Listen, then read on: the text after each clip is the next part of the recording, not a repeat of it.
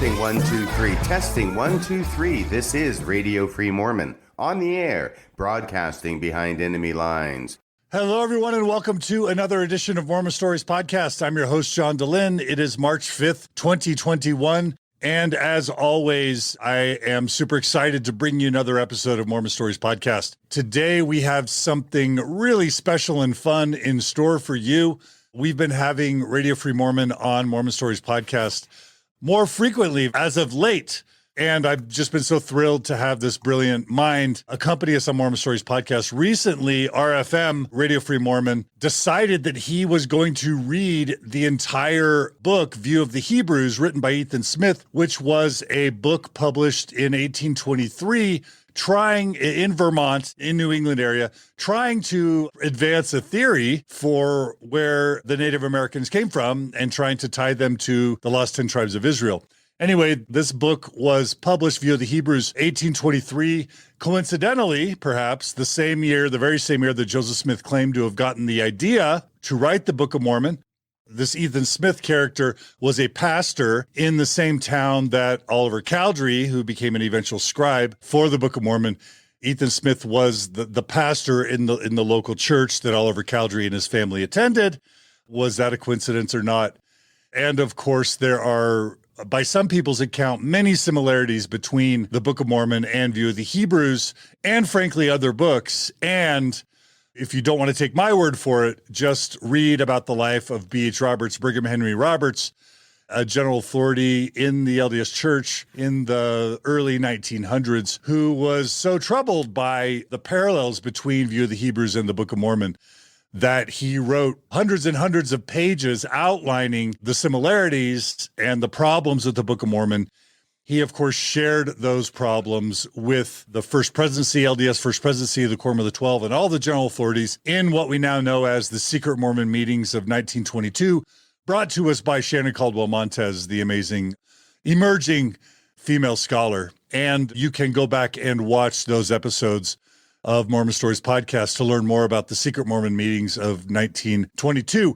But in the end, I think what Shannon has pretty clearly established, and what is pretty much generally accepted, in my opinion, amongst people who really follow these things, is that by the end of B.H. Roberts' life, the most ardent defender of the Book of Mormon in the first half of the 20th century ended up losing his faith in Book of Mormon historicity. And the View of the Hebrews was an important component of that. So for the decades and decades and decades, almost a century after B.H. Roberts, Mormon apologists have been furiously trying to discredit View of the Hebrews as a possible source of inspiration for the Book of Mormon, trying to distance the Book of Mormon from View of the Hebrews and downplay any concern in this right. And so fortunately, we have the amazing Radio Free Mormon who has done the yeoman's task of reading View of the Hebrews from cover to cover, and he has decided that he wants to share with us today his insight and analysis. So without any further ado, Radio Free Mormon, welcome back yet again to Mormon Stories Podcast. We're so thrilled to have you here. Well, thank you. Good morning, Dr. Dehlin. I am very happy to be here. All right. So why don't we start with just kind of how did you get this idea to read View of the Hebrews? It's probably not the most fun read. I've tried to read it. You've done something that I literally could not do or didn't want to do. Tell us how you got this idea. Well, I got the idea. First off, let's go back 40 years. I joined the church in 1978, and I wasn't a member of the church too long before I started hearing rumors about this book, View of the Hebrews, as well as other things, but View of the Hebrews and this allegation that Joseph Smith had borrowed ideas or stolen concepts from this book in order to create the Book of Mormon. And in the 1980s, this came to a head, and I was buying everything that Farms put out, the Foundation for Ancient Research and Mormon Studies, and they would put out all these papers. And all of a sudden in the mid 80s, they start flooding with papers about B.H. Roberts and about View of the Hebrews and about how B.H. Roberts really didn't lose his testimony. So I wasn't reading any of the original documents. I was just reading what Farms had to say about those documents. And then recently, it's because of you, actually, John. What? Yeah, that's why I finally read the thing. At the time, I really didn't want to read it because it didn't seem like this was going to be terribly faith promoting. And so I did not bother getting a copy of View of the Hebrews and reading it back in the 1980s. Although if I had been more diligent and perhaps intellectually honest, I might have done that. But I did not. But I did do it recently. And it's because you had Jim Bennett on your show, and he mentioned that he had read View of the Hebrews, and he did not find it very compelling as far as similarities between it and the Book of Mormon. Do you remember that part of the interview you had with Jim Bennett? I do. He did not seem to feel like there was any credible association, whatever, between Book of Mormon and View of the Hebrews. He seemed very dismissive. And by the way, I love Jim Bennett just because he was courageous enough to come on both Bill Reel's podcast and mine and take the heat for 12 plus hours. Got to give him credit, but I did not appreciate his casual dismissals of View of the Hebrews. Right. Well, when you're the only person in the room who's read it, you can say pretty much anything you want about it and nobody can question you. Yeah. So now there's two. Now there's two. Right. So nobody can question me. Except I'm going to actually be reading from it. And instead of just having sort of a passing mention of it, like with Jim Bennett, because you were talking about everything under the world in Mormonism during those 12 hours, we're going to spend a couple of hours today talking about View of the Hebrews and how it is that actually there's more than just a passing similarity between it and the Book of Mormon. Okay, well, where should we dive in, RFM? Well, you've already mentioned a couple of things. The publication of the book, 1823 was the first edition, published by Ethan Smith, who was, I think, a Congregationalist minister in the town of Poultney, Poultney, Vermont. It's a population less than 2,000. I am not sure that historians have placed Oliver Cowdery as a member of the congregation. I think they've definitely placed his mother and maybe his sisters as members of the congregation of Ethan Smith. And it's obvious when I read this book that this is an idea that he is fascinated with. He's passionate about. I mean, he wrote a whole book about it. And so it's hard for me to imagine that he didn't spend at least one Sunday and probably a lot more than that talking about this idea to his congregation. Even if Oliver Cowdery did not attend the church, then in a town of less than 2,000, it's hard to believe he didn't know about Ethan Smith. I mean, he's kind of a big deal. He published a book, and this isn't the only book he published. So he's not just some minister down the road at a church you never attend. He's a big deal in a small town. And even today, Poultney, Vermont is not a huge town, right? So I've never heard of it. Word's going to get around. Right. So, and Ethan Smith was the pastor of that church in Poultney, Vermont from 1821 to 1826. So for that 5-year period, which is pretty important for the analysis. So, of course, apologists want to try and distance Oliver Cowdery from Ethan Smith and say, well, we can't show that he actually attended that church. Maybe his mom and his sisters did, but we can't put him in the pews. And there's nothing that says he actually knew about this book or had a copy of it or brought it with him when he came over in 1829, I think it was, to visit Joseph Smith because he'd heard about what Joseph Smith was doing and wanted to know more, and it ended up being the scribe for most of the Book of Mormon as we have it today. So there is that connection that's pretty hard to overlook. Later on in this talk, I'll mention how I don't think that connection is really that important to insist upon. But that's the publication of the book. That's the connection. And now I want to talk about the thesis of the book, if that's okay. Yeah, tell us what the book's about. Okay, so everybody here knows what the Book of Mormon is. If not, go and read it, all right? I've read that 20, 30 times, studied extensively. I'm pretty darn familiar with the Book of Mormon. And we all know what that is. Now, the thesis of this book, by the way, can you see that there? Yep. This is the book that I ordered and read it. This is actually the second edition from 1825. I expect that it's similar to the first edition, except for a part in the back. The last section is added because in the last section, what Ethan Smith does, he calls it the appendix, is he's responding to reviews and criticisms of the first edition. So everything up to that, I expect, is probably going to be very similar. The book itself is 200 pages. It's not that big a book, but it is a bit dense. I mean, I made my way through it. It took a while for me to get through it because I was trying to read it very carefully and underlining and marking and making notes in the margins on things that I thought were significant. but it's a 200-page book. Like I say, I've read more difficult books than this, but this is a bit of a slog. So I can understand why it is that a lot of people have not read it. But now I'm one of that sacred number who has. So the structure, the thesis of the book is very, very simple, okay?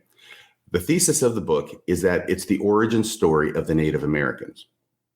All right. Okay. And actually, let's talk about the Book of Mormon, because the Book of Mormon itself, it's not that long ago I realized that if you take a 20,000 or 30,000 foot view look at the Book of Mormon and just look at what it is overall without going into the stories and the different quotations from the Bible and all that stuff, you can get lost in the trees and not see the forest. And I'm going to come back to that analogy as well here in a few minutes. But what the Book of Mormon is, it's an origin story of the Native Americans. Right. It explains how it was that the Native Americans got to America, and of course they left Babylon. There's a family and a few others who left Jerusalem shortly before the Babylonian destruction in about 587 BCE. And we all know that story. They go wander in the wilderness, make a boat, sail across the waters, end up in the Americas. And the Americas are basically empty when they get there. At least a straightforward reading of the Book of Mormon is going to lead you to that conclusion. And that was the general understanding of the church for a long time, up until they started finding out that really there was a whole lot of other people who were here who didn't come from Jerusalem. So it's been modified recently. But the basic idea is that they populate pretty much all of the Americas, and then they divide up into two main groups. One is more civilized and more advanced, more cultured, has more technology in terms of machinery or whatever it is they can do with metals and smelting of metals and writing even on the metals.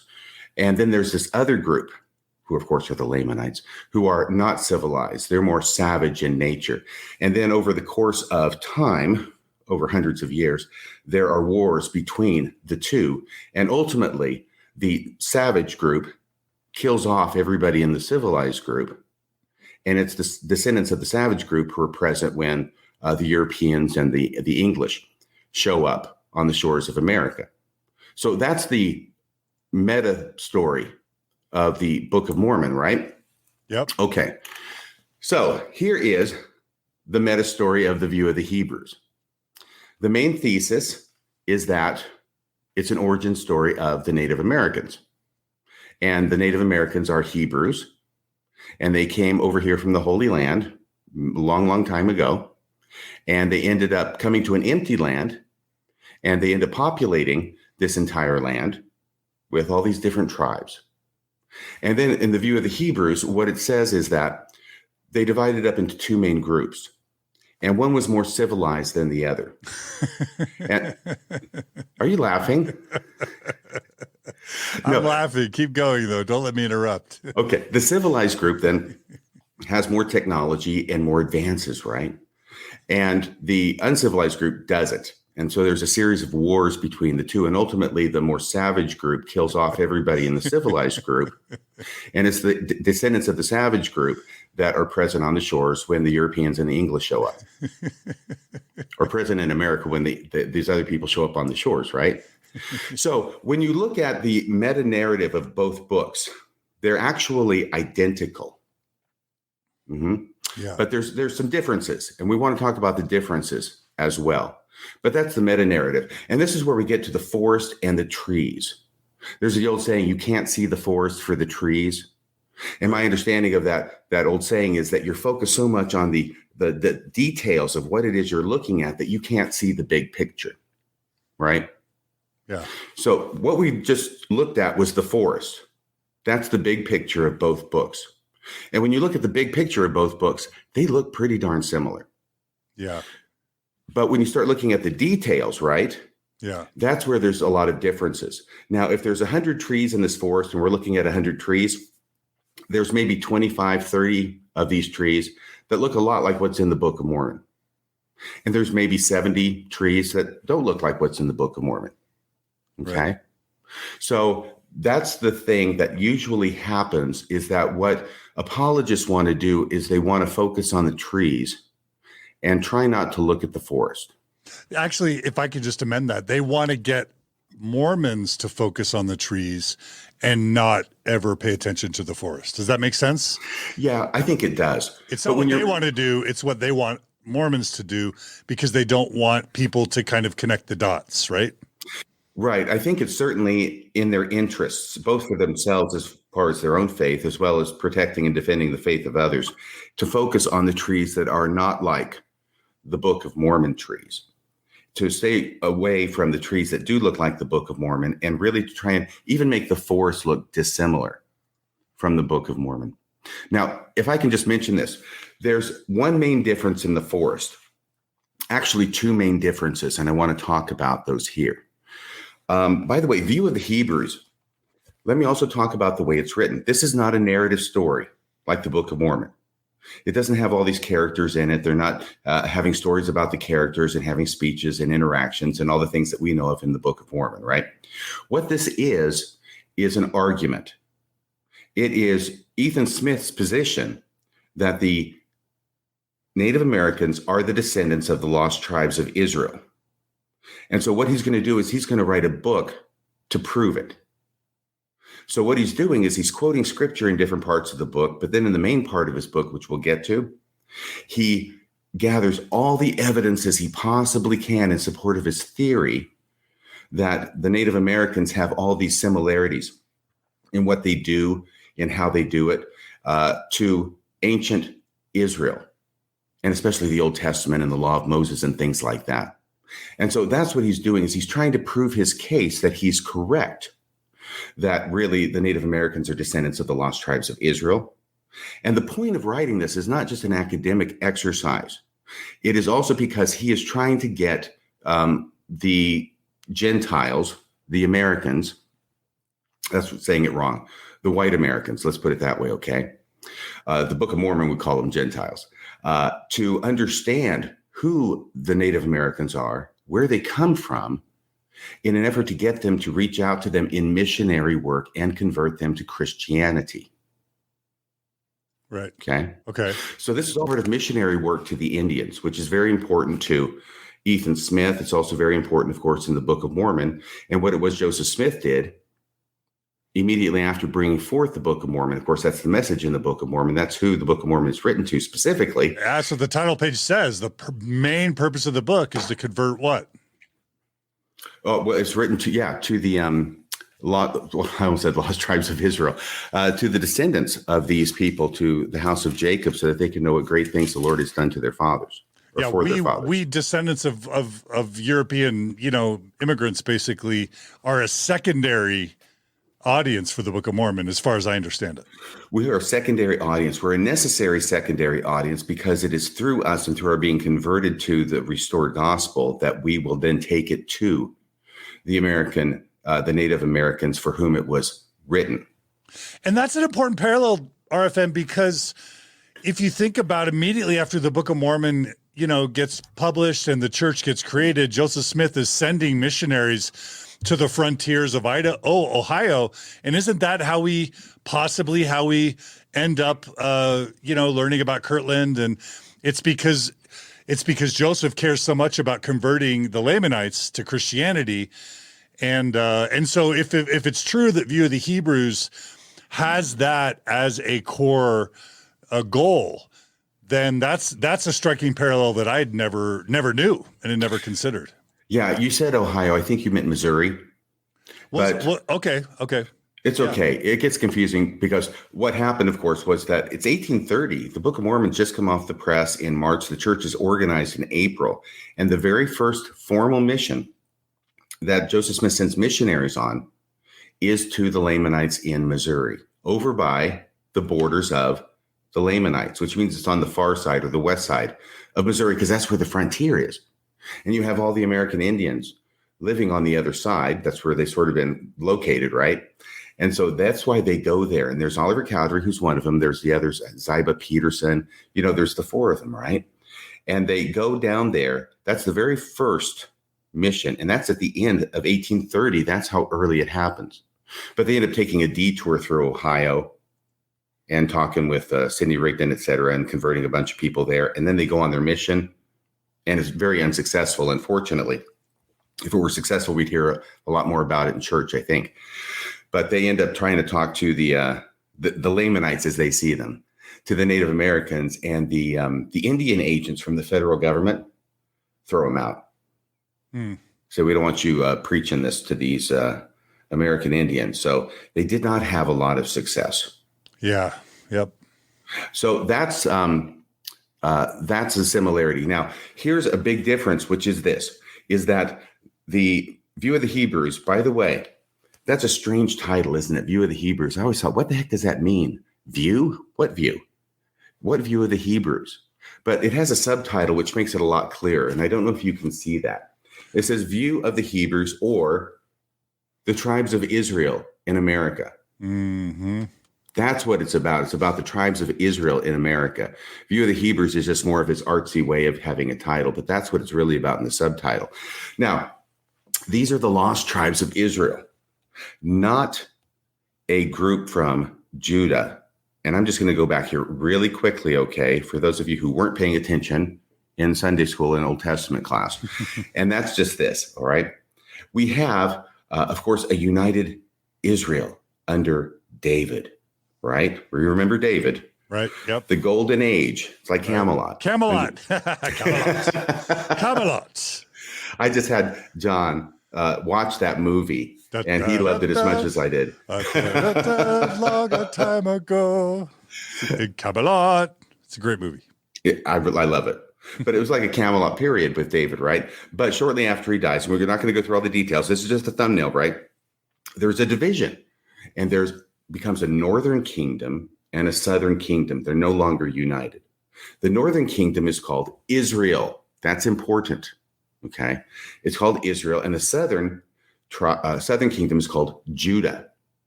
And there's 10 tribes in the northern kingdom, and there's 2 tribes in the southern kingdom, technically 2.5, but we don't have to go there. Right. So, and the 10 tribes becomes important, because what happens to the northern kingdom and the southern kingdom are similar, but they happen at different times. All right. So in 722 BCE, the northern kingdom gets destroyed by the Syrian Empire. And the 10 tribes a lot of them are destroyed. A lot of them are removed. And what legend has it is that these 10 tribes went over the Euphrates River, and they went north into an unspecified area where no man had ever dwelt before. So they're completely alone in this group, in this area, all of them together.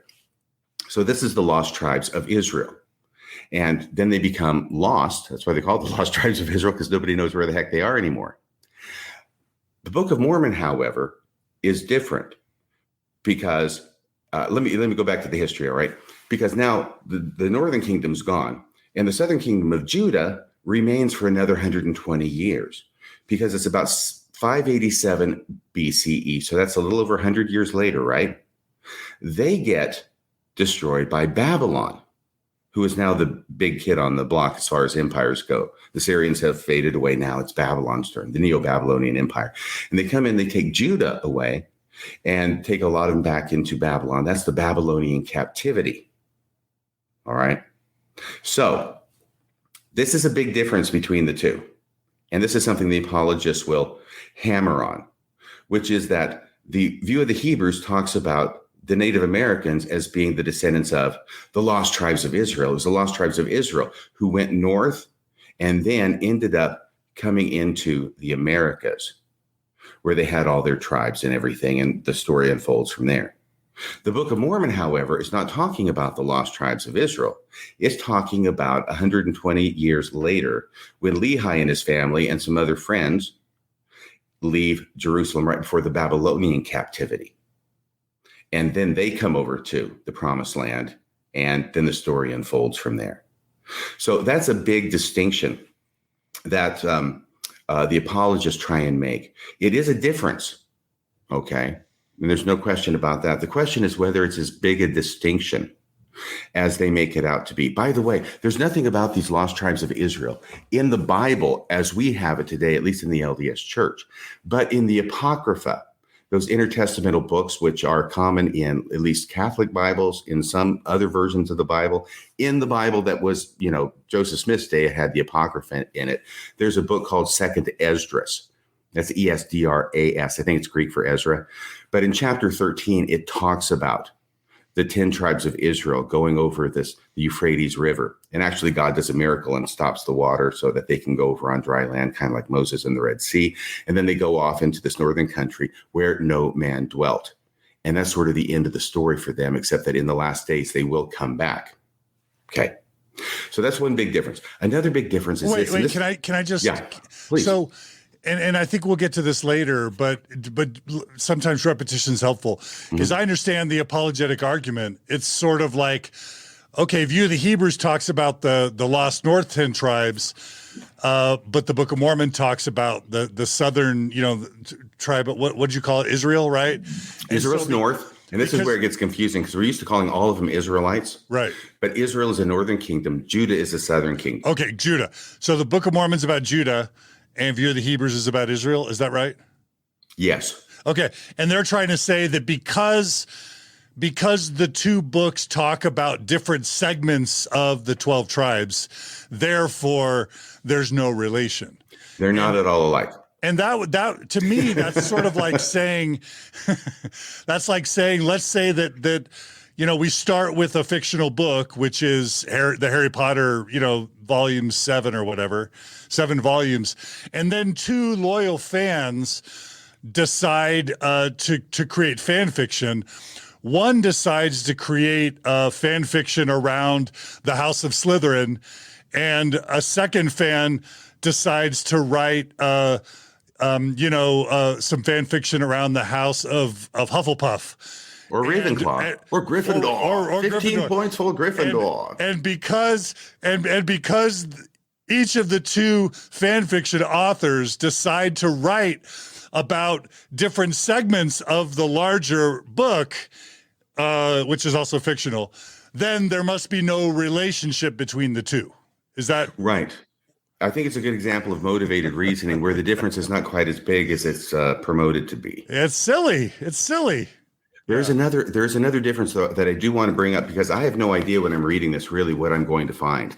But another big difference is that the group of Hebrews, by the way, I'm going to call them Hebrews, okay? Hebrews is a term I'm going to try and use for all of the 12 tribes. I almost said Israel again. All of the 12 tribes, okay? And I'll try and reserve Israel for the north 10 tribes and Jews for the bottom 2 tribes, the Jews from Judah, right? Okay. Which is where they get their name from. So there's another big difference, though. And you decide how big it is. They all get to America, but they get here differently. We know how the Book of Mormon gets the Lehi's family to America, and that's by building the boat. Right. And sailing across, apparently, the Pacific Ocean, which is quite a feat, and raises some eyebrows in some quarters as to how it was they could actually make a boat that could withstand that voyage. But in View of the Hebrews, there is no boat, there is no ocean voyage. Instead, they walk here. And what they do is they leave Israel and they go north. And then he quotes a bunch of scriptures to show that they went not just north, but northeast. So they're going through the steppes of Russia, they're going through Asia, they're going up into Siberia, and then they end up walking over the Bering Strait.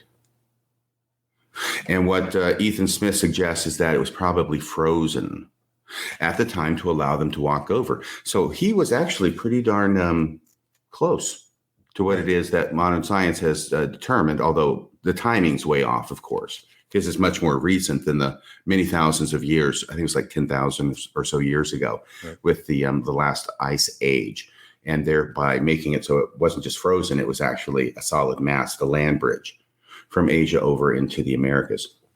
So that's another difference, and I think that's important to point out. By the way, there is a good summary of this book. Ethan Smith is nothing if not duplicative in continuing to harp on his evidences. This really could be a 100-page book if he just wrote it straight through. 121, let's see here. He gives a good summary of his book. He says, "May it not with some confidence be asked Among what other people on earth can such evidence be found of there being the 10 tribes of Israel? This is toward the end of his big section where he's laid forth all these evidences, right? Where are those ancient people of God who have long been lost from the knowledge of the world, but who must soon come to light and be recovered? Whence came the natives of our continent? That's the big question. He's got the answer. I mean, there has to be an answer, right? They're here. Right. All these natives of the continent. They certainly found their way hither, and no doubt over Bering's Straits. And here it's spelled, by the way, Beerings. Bering Straits. Maybe it was a more fun journey for them. Bering Straits from the northeast of Asia, and the tribes of Israel might have found their way hither in that direction as well as any other people. Our natives are here and have brought down all these Israelitish traditions and ceremonial observances, which it seems as though could be furnished from no other quarter than from the Mosaic law, the Commonwealth of Israel. So that's a good synopsis of his entire book. So do you have any questions or comments so far? We do have one fun comment from a listener. F.W. Willis writes, shoot, that makes View of the Hebrews more accurate than the Book of Mormon. So both are kind of Bible fan fiction, but Ethan Smith got it a little bit more right, at least in one case, than Joseph Smith. Is that fair to say? Well, yeah, he gave a theory that ended up being supported by science. Without saying whether it's right or wrong. Yeah. So, because I wasn't there 10,000 years ago to see, but I understand that's pretty well accepted now. So I want to talk a little bit now about the nature of plagiarism, okay? Because there's this whole idea, well, Joseph Smith borrowed these ideas or he stole them, or this was an influence, I think is a lot nicer thing to say. In other words, that Joseph Smith, and this is the straw man that apologists want to erect, that Joseph Smith, is sitting there with View of the Hebrews, and he's literally copying paragraphs into the Book of Mormon. That's the straw man they want to erect so that then they can knock down the straw man, right? Oh, right. And so whenever you're accused of plagiarism, let's just say, for example, that it's true. Well, what you're going to do is focus on the things that are not similar to what you plagiarized. And what the people who are going to accusing you of plagiarism are focusing on the things that are similar to the things that you plagiarized. And then it's left to the audience to decide, well, which is it? Are these alleged plagiarisms so numerous and so accurate that it looks pretty much like this is plagiarism, or are they sort of incidental and not that significant? So the nature of plagiarism, because here's what I want to tell a story on myself. All right. Okay. You have now heard, I know, John, of the story of the monkey's paw, right? It's a very famous story. It's a short story. It's actually an easy read. So I encourage everybody who hasn't read it to read it. Most people have heard of this story because you have to read it like in junior high school. That's where I encountered it. And for those of you who haven't, I've actually been surprised because I brought this up to people and most of them say, I've never heard of that story. So I have to give them the thumbnail story, right? And this family now, they're the Whites, actually. This is a story by W.W. Jacobs, I think. And it's a wonderful story, very, very popular. But they come into possession of a monkey's paw. And this is from somebody else who comes from India, says there's this monkey's paw. It's cursed. It'll give the owner 3 wishes, but they come with horrible consequences. So anyway, they get this. And this is Mr. and Mrs. White and their adult son, Herbert, who all live in this house. I'm pretty sure it's in England. And the father takes this monkey's paw and thinks, well, this is kind of ridiculous. This is just superstitious. So he makes an idle wish for 200 pounds. Right. So it's definitely England, 200 pounds. And so nothing happens. So the next day, the kid goes to work. He's an adult. He goes to work at the factory and he's killed in a horrible accident where he's caught in the machinery and his body's all mangled. Oh, right? No. Yeah, that's horrible. But the good news is that the company said, we deny all responsibility, which was, of course, what a company would do. We deny all responsibility, but we'll make you a good faith payment anyway. And the good faith payment we're going to give you just to make things right is 200 pounds. Yeah. And the 200 pounds, by the way, the only significance of that was the last amount they needed to pay off their mortgage. That was the last mortgage payment that they needed to pay off their house.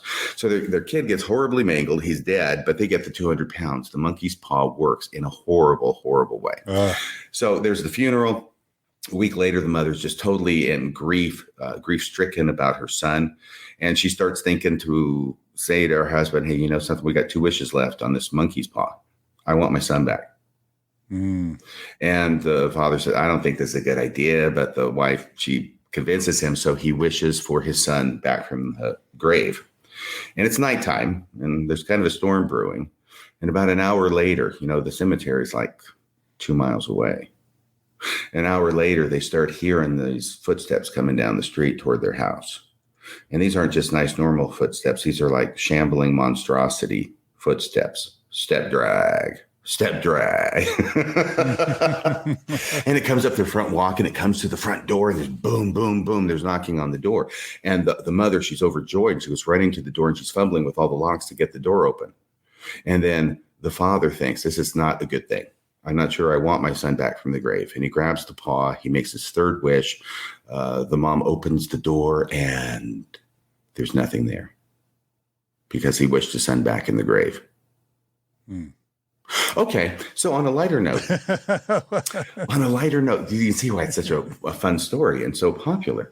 Well, I'm in 10th grade. I'm in creative writing class in Sumner High School. My teacher, Mrs. Randalls, we got an assignment. We got to write a story. It's creative writing class. That's going to be the assignment. And I'm kind of out of ideas. I don't want to come up with another idea for a story. So I get this idea, which is, that's a really cool story, Monkey's Paw.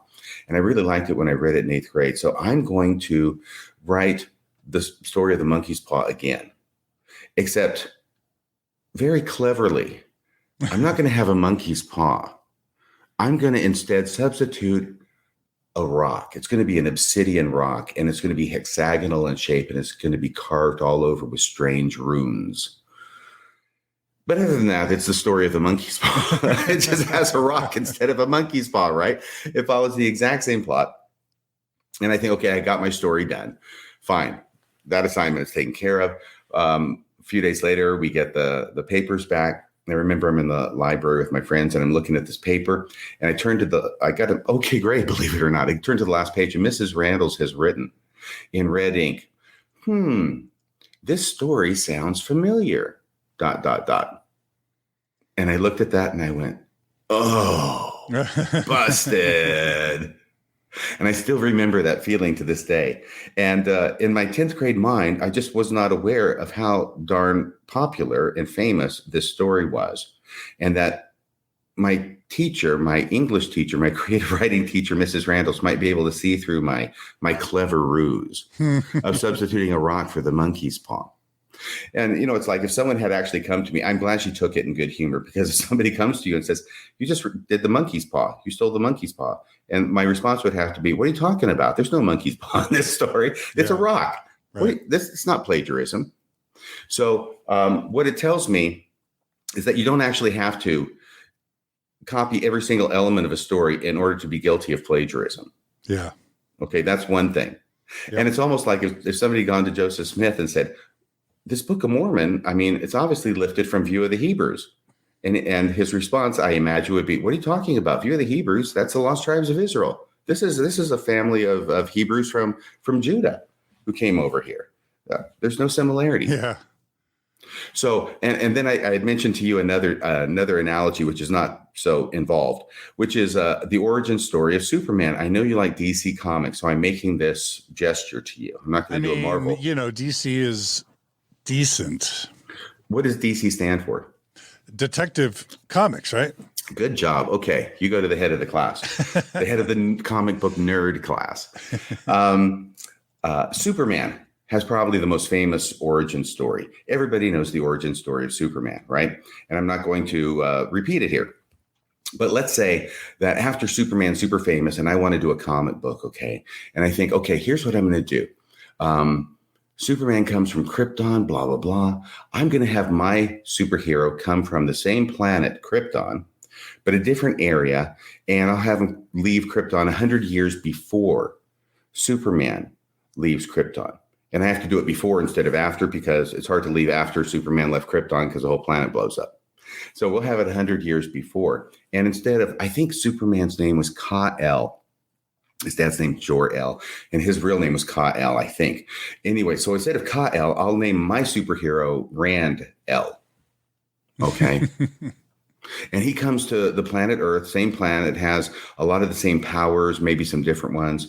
But basically, the same kind of story. And then someone would come to me and say, what are you doing? This is the Superman story. You just stole the Superman story. And I said, what are you talking about? This isn't Kyle. This is Randall. And he didn't leave at the same time. He left 100 years before. Right. There's no similarity. Right. I didn't copy that at all. Yeah. So that's the idea of plagiarism. And I don't think we have to make the argument of plagiarism. I think it's much nicer and probably more easily defensible just to talk about influence. Yeah, and if I can just add just one other thing, I've been to graduate school. I actually did 9 years of graduate school. You don't have to plagiarize an entire text to be guilty of plagiarism. You can it can be one sentence. You can do a 200-page dissertation, and you can get kicked out of grad school for plagiarizing one sentence out of 200 pages. It doesn't take much. You can even get in trouble for plagiarizing yourself, for copying your own scholarly works previously and copying them into your own scholarly works. That's called self-plagiarism. It's also wrong. But also, it's so silly because obviously Joseph Smith's going to write a different book. If he was going to just publish View of the Hebrews and just slap his name on it, that would be silly. So of course there's going to be differences. That's the whole point of writing a book. You know what I'm saying? Right. And I think that we need to make allowances for some kind of creative license. Like maybe, I don't know, like a 10th grader might say it'd be too obvious if I did a monkey's paw in the monkey's paw story, so I'm going to make it a rock. And just possibly conceiving of the idea that maybe Joseph Smith thought if I do the Lost 10 Tribes of Israel, this will be a little too obvious. So I'll make it from a different family from 100 years later, from the Southern Kingdom coming over here. I think that that's a reasonable idea that could have happened. What do you think? Do you think that's reasonable? I do. Okay. So let's go to now the structure of the book. Okay. Structure of the book. I've already talked about it's not a narrative like the Book of Mormon. It's a thesis arguing for why it is that Ethan Smith believes the Native Americans, all of them, are descended from the lost tribes of Israel. Let me just tell you, there's only 4 chapters in this in a conclusion. But here's what goes on, okay? First chapter is the destruction of Jerusalem. Now, he spends the first chapter talking all about the destruction of Jerusalem, and this is neither the northern tribes or the southern tribes. This is 70 CE. This is after Jesus, right? When there's another destruction under the Romans, and the temple is destroyed and the Jews are scattered again, okay? And he talks about that in a great detail. And so that's the first chapter. The reason he talks about this is because the whole idea of this book is going to be, well, the Jews are now scattered, but we get to chapter 2, which is called the certain restoration of Judah and Israel. Judah, southern kingdom, Israel, northern kingdom. The certain restoration of them, because now he's going to go to the Bible. And here's the main thesis, okay, if you break it down to its nuts and bolts, which is that the Bible, especially the Old Testament, but there's stuff in the New Testament too, but he's going to quote all these scriptures from the Old Testament, talking about the fact that it was predicted that these tribes would be scattered and that in the last days, then they would be gathered again. And once again, there would be that monarchy, that unified kingdom of Israel, like had existed under David. And by the way, which had been predicted in the Old Testament would never, cease. So it did cease, so they got to get it back together again. Anyway, this whole idea of the lost tribes of Israel, they get taken away or they get away, but the Bible is clear that in the last days, the lost tribes of Israel are going to be restored to the Holy Land, along with the tribe of Judah. So he's quoting all of these scriptures to prove his point. And his theological point is that these lost tribes of Israel have to be somewhere, and they have to be in a body so that they can be restored once again to the Holy Land as the Bible predicts. And because the Bible predicts it, that's the final word on the subject. It will happen. And so now then I'll get to the last chapter about how it is that these people are of the lost tribes of Israel, the Native Americans are, and we need to do the work of teaching them Christianity in order to get them to be restored to the Holy Land. That's an important part of it. Okay, but now we get to the chapter 3, and this is the guts of the book. It's 124 pages long. It's from page 43 to 167 in a 200-page book. So you can see that is definitely the meat of the book. And this is called The Present State of Judah and Israel, chapter 3. And this is where he collects and sets forth all of the different evidences that he has for why it is the Native Americans are obviously descended from the house of Israel because of all the stuff they have that they do, that the Old Testament talks about, and the Jewish language and things like that. So that's that. Let me see here. I think we've covered this pretty well.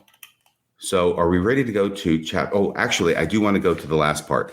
Chapter 4 is an address of the prophet Isaiah relative to the restoration of his people. So now he kind of goes back to the scriptures after laying forth all these evidences for over 100 pages. An address of the prophet Isaiah relative to the restoration of his people. And he's going to quote scriptures again. And he's going to focus on Isaiah. He quotes Isaiah a lot. He quotes other prophets as well, but all with the point of talking about the scattering and the gathering of Israel. So quoting Israel, that sounds familiar. Quoting Isaiah, I mean, that sounds familiar. Yes. And I've got to tell you, as I thought about this, he does quote an entire chapter of Isaiah. It's not a long chapter, but he doesn't do what the Book of Mormon does, where it quotes the chapter and maybe more than one chapter, maybe 12 chapters, and then starts talking about what it is that was mentioned in those chapters. He goes through a relatively short chapter in Isaiah. It's a chapter that's not quoted in the Book of Mormon, by the way, but a relatively short chapter in Isaiah. And he does one verse and then he'll talk about that. Then he'll do the next verse and then he'll talk about that and so forth. But there's a lot of scriptures being quoted, and primarily Isaiah. And as I thought about it, the reason Isaiah is so, it's inevitable that when you are talking about the scattering and the gathering of Israel and the prophecies relative to that, you're naturally going to go largely to Isaiah because that's one of his big themes. And he talks about it a lot. There's a lot of stuff in Isaiah about the scattering and gathering of Israel. Okay. Right. So it's a natural source to draw from. Right. And it's also how it's used in the Book of Mormon primarily. There's stuff about, that it's Christianized and prophecies of Jesus, but the way it's used in the Book of Mormon primarily is the same way, because the Nephites see themselves as the scattered tribes of Israel, or one of the scattered tribes of Israel. They see themselves as living out this prophecy of Isaiah, that they have been scattered to far countries, and they look forward to the last days when they will once again be restored to the Holy Land, right? In accordance with the prophecies of Israel, which is one of the main reasons that they write all this down, so that the Lamanites, because they know, right, because of Nephi's vision, they know that they're going to be destroyed. The Lamanites are the only ones who are going to survive, and they write this record so that it can be brought forth in the last days to the converting of the Lamanites to the religion of their fathers, so that then they can be gathered and restored to their land of promise. Right. So that doesn't sound similar, does it? Not at all. Not at all? Okay. All right. So let's see here. Present state of Judah and Israel. It's 124 pages long. This is the big section in the middle. I'm going to my notes now, and I've skipped over a few things, but I just want to mention a couple of passages here because it gives a good summary of his arguments. These are the evidences that he gives, and he's really taken with these. He thinks it's conclusive that he's showing that the Native Americans are descendants of Israel. But when you read through this, well, I wasn't as taken with it as he is. Let's put it that way. Here's his summary of evidences, which he's going to present all this evidence for, but these are the main points. There's 11 of them. Okay, are you ready? I'm ready. These are the connections between the Native Americans and the ancient Hebrews, or Israel. Number one, the American natives have one origin. Okay, so he sees that as a big thing. That's number one. Number two, their language appears to have been Hebrew. Number three, they have their imitation of the Ark of the Covenant in ancient Israel. We'll get to that. Four, they have been in practice of circumcision. Okay. So he's saying there's circumcision among the Indians. I keep saying Indians. I apologize. I'm 60 years old. I didn't play cowboys and Native Americans when I was a kid. I mean the Native Americans. I apologize. Five, they have acknowledged one and only one God. So he thinks that's important. Yeah. Six, the celebrated William Penn, for whom Pennsylvania is named. William Penn gives account of the natives of Pennsylvania, which go to corroborate the same point. So, okay, so he's citing to another authority. That's his point 6. point 7 is the Indians having one tribe answering in various respects to the tribe of Levi sheds further light on this subject.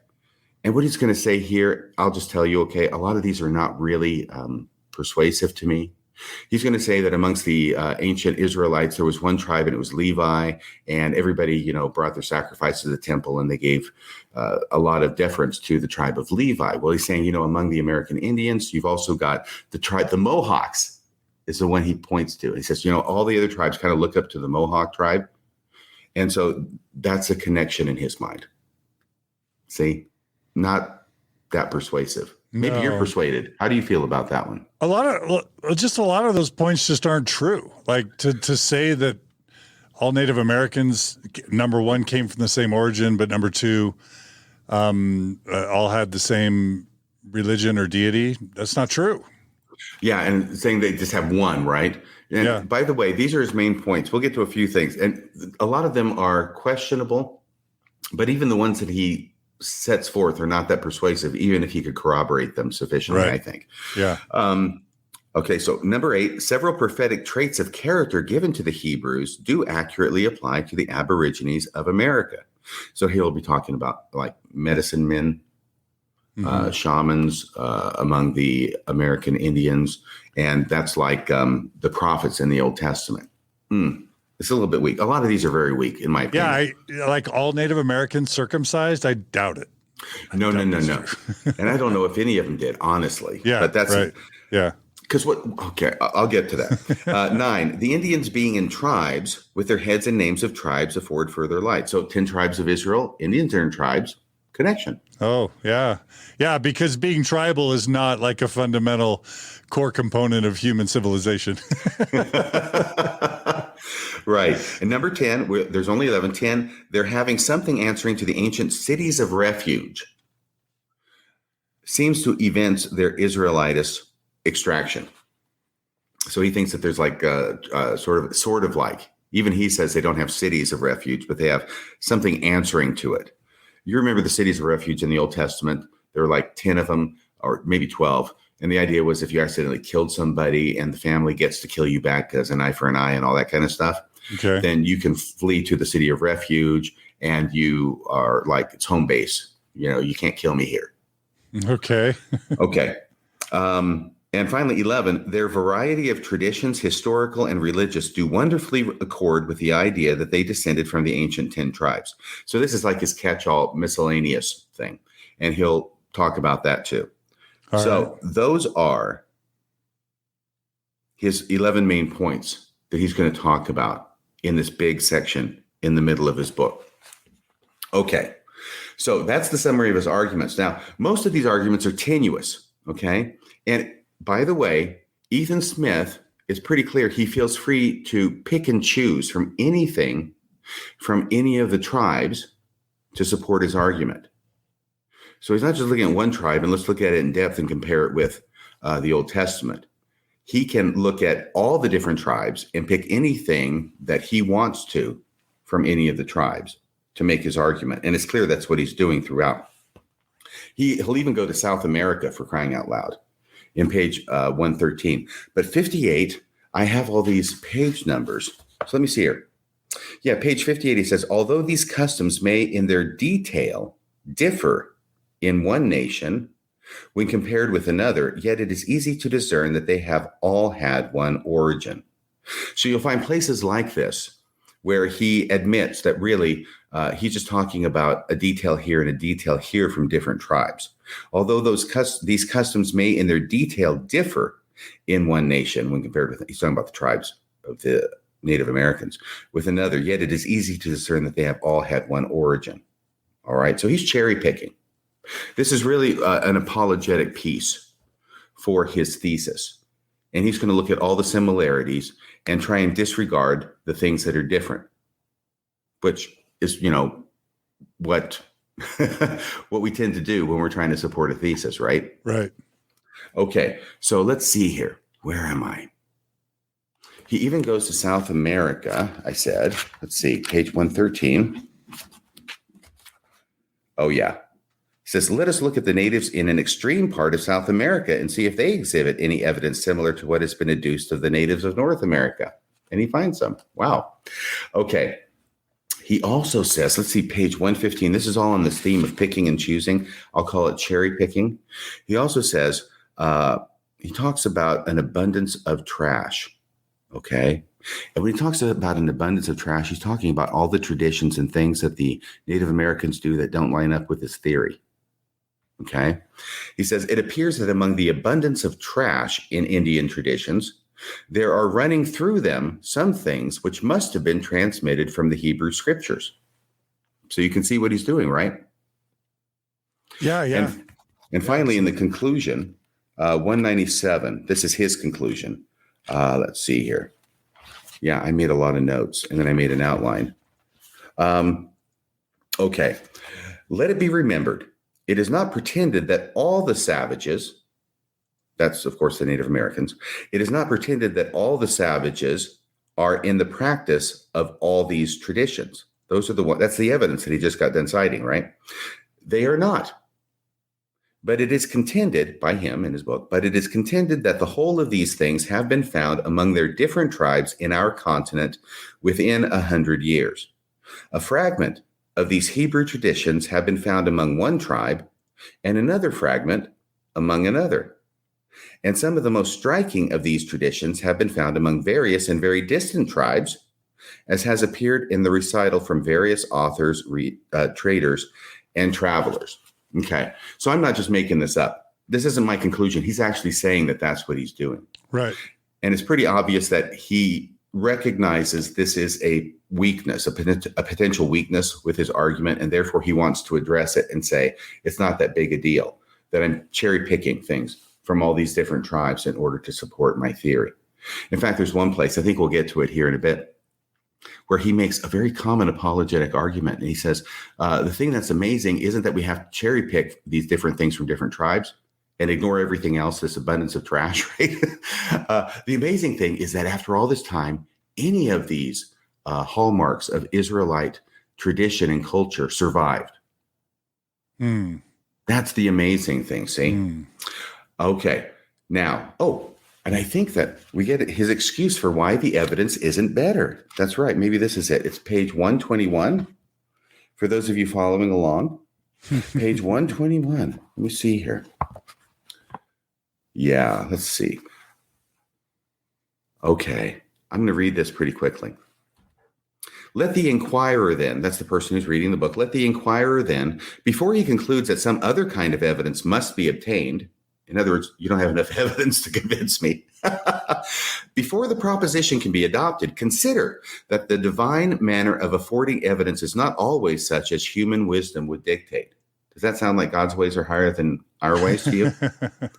The Jews had their strong objections against the evidences when God saw fit to furnish the divinity of Christ, of his resurrection and ascension to glory.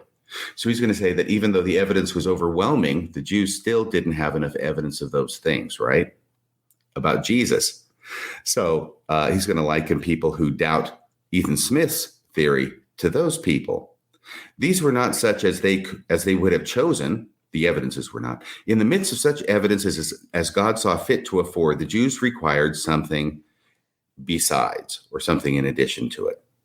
I'm going to skip this part and then go to this last part where it says, many things may be fancied concerning the kind and degrees of evidence, which shall bring to light the 10 tribes. But providence, i.e. God, it's capitalized P, but providence may adopt a different method. The methods adopted by the Most High relative to the affairs of men have usually been such as to baffle human wisdom and to stain the pride of all glory. So in response to the objection that, these evidences seem kind of weak and there really isn't enough to convince me, he's saying, well, this is the way God does it, okay? Because he's going to baffle your wisdom by not giving you all the evidence that you would want, but he's going to give sufficient, if you view it the right way, i.e. Ethan Smith's way, to convince you that they are from the lost tribes of Israel. Does that sound like anything you hear in church? It does. It does, doesn't it? It totally does, yeah. Okay. Yeah. So let's talk about some of his evidences. What does that remind you of that's said in church, RFM? It's apologetics, right? Right. It's apologetics about the dearth of archaeological evidence for the Book of Mormon in the Yeah. Americas, Yeah. right? Yeah. Like what I've heard is like when critics of the Book of Mormon, or just sort of like, I would even say objective analysts of the Book of Mormon, note that none of the steel, none of the helmets, none of the swords, have ever been found, none of the horses. I remember the apologetic response. If only one thing was found, that would be amazing, because the fact that anything would survive at all would be a miracle. It's a way to shrink the target so small that if you can find one association, you claim it, even if it's specious, you claim it as a victory, and case closed, right? Yeah, God could have given you everything, but then where would your faith be? Yeah, that's another, yeah. It's a permutation, isn't it? Yeah. So here's the Ark of the Covenant. He says that the American Indians have an Ark of the Covenant, and he talks about a tradition about a little box being carried on the back of a Native American into battle, and sacred things are placed in it, and that this is the Ark of the Covenant from the Old Testament, right? So this is a connection between the two. And then he focuses on another one, another vestige of the Ark of the Covenant, which, believe it or not, is a medicine bag. Okay. So he says that the medicine bag is you can tell he's a motivated reasoner, right? This is motivated reasoning. He's going to find anything he can to support his thesis. So a medicine bag, and that's pages 58, 71, and 100. I'm not going to read those here. I don't want to get bogged down in stuff that really isn't germane to what we're talking about. He talks about connections between Indian words and the Hebrew language in pages 60 and 64. And so these are things, by the way, he's not himself doing original research.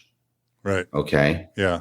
And this becomes very, very important. This is one of the second most important things that I discovered in writing and reading this book, is that it is so attractive to us to say, oh, it's the view of the Hebrews because of the Oliver Cowdery connection.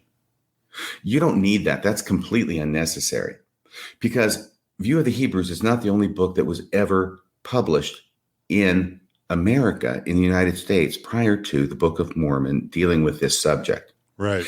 In fact, there are, how many? At least a dozen books that were written prior to the Book of Mormon that all make similar arguments that the Native Americans are descendants of the lost tribes of Israel.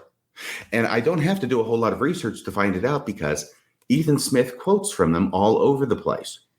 That's what he's doing when he's adducing his evidences in this big section in the middle. He's quoting from all these other books that have been written by all these other people arguing for the same thing. That's what he's doing to make his case. Like I say, it's like a legal case. You're quoting from here, you're quoting from there, all to try and support your argument. And that's what he does. And RFM, if I can just add, that there's a really good book. I think it's a good book called The Mound Builder Myth, Fake History and the Hunt for a Lost White Race by Jason Colavito. And I'm showing it here on the screen. I have read a lot of this book, and it talks about the very idea that the Mound Builder myth starts with the conquistadors, just about this dark race and the light race. And it's a super interesting book that highlights not only the origins of this mound builder myth that was the cultural milieu that Joseph Smith and Ethan Smith and all of their contemporaries were swimming in, but it also just highlights how racist the whole idea is, that we've got all these amazing relics, therefore, but we're killing and murdering and displacing all these Native Americans, so we can't have them be human.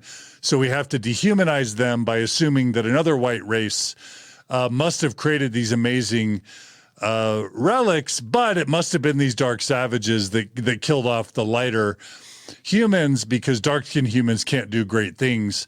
All of this is summarized in this really great book called The Mound Builder Myth, and it becomes the kind of social understanding or narrative that Joseph Smith and Ethan Smith turns out are both drawing from.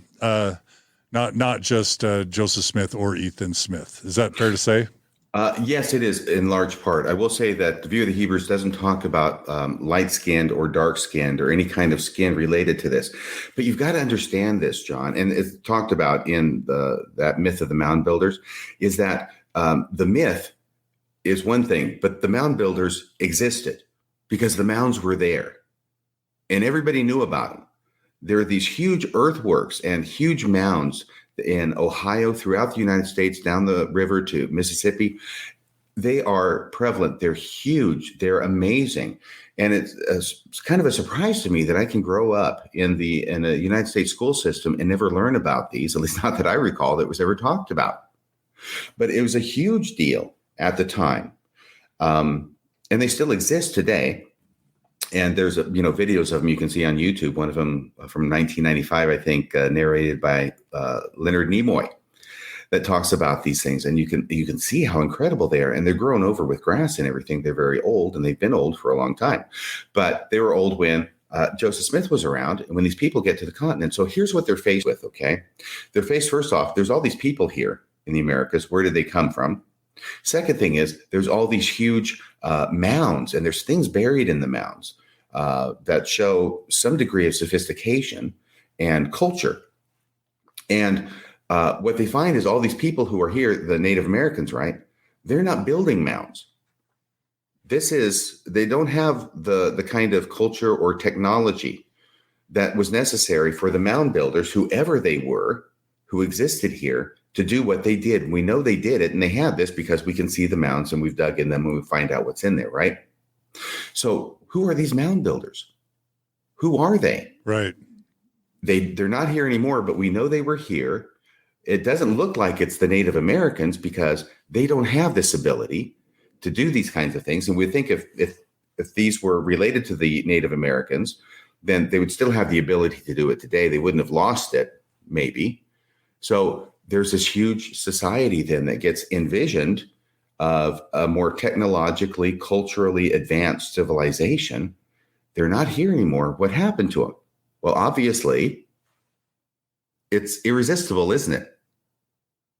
The ones who are still here, their ancestors are the ones who killed them off. Right. But again, even though the View of the Hebrews may not say this, the common understanding was, or the common conclusion was, they must have been light-skinned because darkies, and I'm putting that in air quotes, can't do sophisticated things. That was, as I understand it, the kind of conclusion in this folk myth or folk legend. Yeah. That was a very common understanding. So this idea of the lost 10 tribes of Israel and the Native Americans being their descendants was huge. Everybody knew about this. You would have to have actually been hiding under a rock to have not heard it. And many people believed it. I can't say it was a majority, but a whole lot of people believed it, and not just backward country bumpkins either. People of high station, very educated people, very well-placed people, very prominent people, not only believed it, but wrote books about it before View of the Hebrews, and from which View of the Hebrews quotes. And I'm just going to give you a few examples, okay? A book that was written in 1816 is called A Star in the West. Or, and here's the subtitle of that one, or a humble attempt to discover the long-lost 10 tribes of Israel preparatory to their return to their beloved city, Jerusalem. That's 1816. I've got to think that was a bigger book. Oh, we got to talk about the popularity of this book. I can't tell you how popular it was, but I can tell you that the first edition was published in 1823. And 2 years later, in 1825, they're publishing a second edition. Yeah. Sounds pretty popular to me. Yeah. Okay. Absolutely. But Ethan Smith, he's a Congregationalist minister in a small town in Vermont, obviously very well educated, from what I can tell from reading this. But this book, A Star in the West, that's quoted here, was written by a guy named Elias Boudinot. And Elias Boudinot, I'm just going to tell you a little bit about him, okay? He's a lawyer, which, of course, makes everything he writes good. He's a lawyer. He's a lawyer, and he's a statesman from New Jersey. He was a delegate to the Continental Congress He served as president of Congress from 1782 to 1783. He was elected a U.S. congressman for New Jersey following the American Revolutionary War. He was appointed by President George Washington as director of the United States Mint, serving from 1795 until 1805. So what I'm saying here is this is a common idea, and many well-educated and respected people believed it and wrote about it. And in pages 52 to 53, you'll find this throughout this book, but especially there, you've got name after name after name after name in close proximity of people and their writings that he is citing from in order to make his point. I'm just going to open this up and see if there's anything there that was particularly important. He talks about a Dr. Jarvis.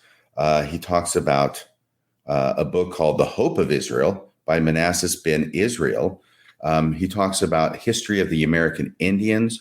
And all of these are books that are written by people, by scholars, by people like Elias Boudinot, though he may be the most prominent among all of them who wrote such a book, who are writing the same kind of book.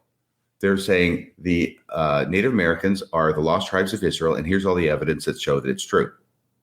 So if we go back even further, this was interesting. A very important person named William Penn in American history. You ever heard of him? Yeah. I think there might be a state named after him. Yeah, it's Utah. And that was his middle name, William Utah Penn. No, it's Pennsylvania. Okay, so going back even further, William Penn, all right, and I'm just going to mention this one, all right?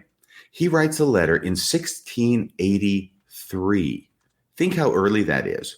We're 100 years before the revolution. He's, let's see. He also believed the Native Americans were Israelites. He was well known for his good relationships and successful treaties with the natives. In a 1683 letter to the Committee of the Free Society of Traders in London, England, he writes this. This is just one paragraph. I am ready to believe them, the Native Americans. I am ready to believe them of the Jewish race. I mean of the stock of the 10 tribes. And that for the following reason. So here's why he believes it. First, they were to go to a land not planted or known, which to be sure Asia and Africa were. Remember Esdras from the Apocrypha talks about them going to a place where they were all by themselves? If not Europe. Okay, first they were to go to a land not planted or known, which to be sure Asia and Africa were, if not Europe. And he that intended that extraordinary judgment upon them, God, might make the passage not uneasy to them, as it was not impossible in itself from the easternmost parts of Asia to the westernmost parts of America. He's saying the same thing that Ethan Smith says in his book from 1823. In the next place, I find them of the like countenance. So they look similar to Hebrews in his opinion. In the next place, I find them of the like countenance, and their children of so lively resemblance that a man would think himself in Duke's Place or Berry Street, London, when he sees them. But this is not all. They agree in rites. R-I-T-E-S is what he means, so he spells it differently here. They agree in rites. They reckon by moons. They offer their first fruits. They have a kind of feast of tabernacles. They are said to lay their altar upon 12 stones. So that's from William Penn from 1683. And these are exactly the type of evidences that Ethan Smith talks about. He talks about all those different evidences in his book, among others, in view of the Hebrews. So it's not necessary. And here's the main point. It is not necessary that Joseph had this book, View of the Hebrews, in his possession. It's not necessary that he ever read this book. So that Oliver Cowdery connection, as attractive as it is not necessary at all for Joseph Smith to know about it, because the idea was prevalent in the United States in Joseph Smith's day. And so do you have any comments about that? Well, I want you to just kind of tell us what that means, RFM. In other words, what we're saying, what I think we're saying is that the Book of Mormon may have been, let's just say Joseph Smith and Oliver Cowdery may have been influenced by a view of the Hebrews in their creation of the Book of Mormon, though they may not have. But what's probably pretty undeniable or indisputable is that both the Book of Mormon and View of the Hebrews were exactly the types of books we would expect to be created in the 1820s based on what we know everyone's swimming in the 1820s and the time previous. But what does that tell us, RFM? What can we conclude from that? Thank you, because this brings me to my next point, because I'd read a paper from Farms a number of years ago, and Jim Bennett may have said the same thing. You tell me. I read a paper about the Book of Mormon. It was giving an apologetic argument, and the apologetic argument was that the Book of Mormon does not describe the Native Americans that we would expect it to describe, or in the way we would expect the Book of Mormon does not describe the American Indians the way we would expect it to describe them if indeed it were written by Joseph Smith. Because the Book of Mormon doesn't talk about them living in wigwams or teepees or passing the peace pipe or putting on war paint, right? Right. And so that's the argument that was made. Now, the thing is that when you read View of the Hebrews and you find out this idea was so prevalent among the United States at that time, and everybody and their dog is writing books about it, and everybody knows about it, and vast, I almost said majority, but a huge portion, a huge plurality at a minimum, believe it's true. What you find out is that actually the Book of Mormon is the exact kind of book we would expect to be written about the Native Americans and describe them in that way. It's a product of its culture. Yeah. Does that answer your question? It does. It's almost as if to say, if you were to go back into the 1820s, into New York and Vermont, and sort of target the types of people that end up becoming the Smith family, becoming the members who joined the church, just basic frontier Christians in New England, what were the things they were thinking about? What were the things they were caring about? It was who are these Native Americans? Where did they come from? Where did the lost tribes of Israel go? Bible. And then why else would there not be? Of course, there would be Bible fan fiction of authors writing books trying to describe where the Native Americans come from, which is a very different picture than we're sort of sold, which is just like Joseph Smith, some farm boy walking around, and then boom, God and Jesus, and then Moroni come to him and say, lo, we have these plates, and translate them, and lo, this book comes out of nowhere, just miraculously explaining where these Native Americans come from. What a miracle. The Book of Mormon must be true. No, it's more like, get in line, Joseph Smith. You're one of 10 or 20 people that wrote Bible fan fiction in the 1820s trying to explain. And the only sort of maybe innovation of Joseph Smith's Book of Mormon is that he creates scripture out of it. He merges his Bible fan fiction trying to explain Native Americans.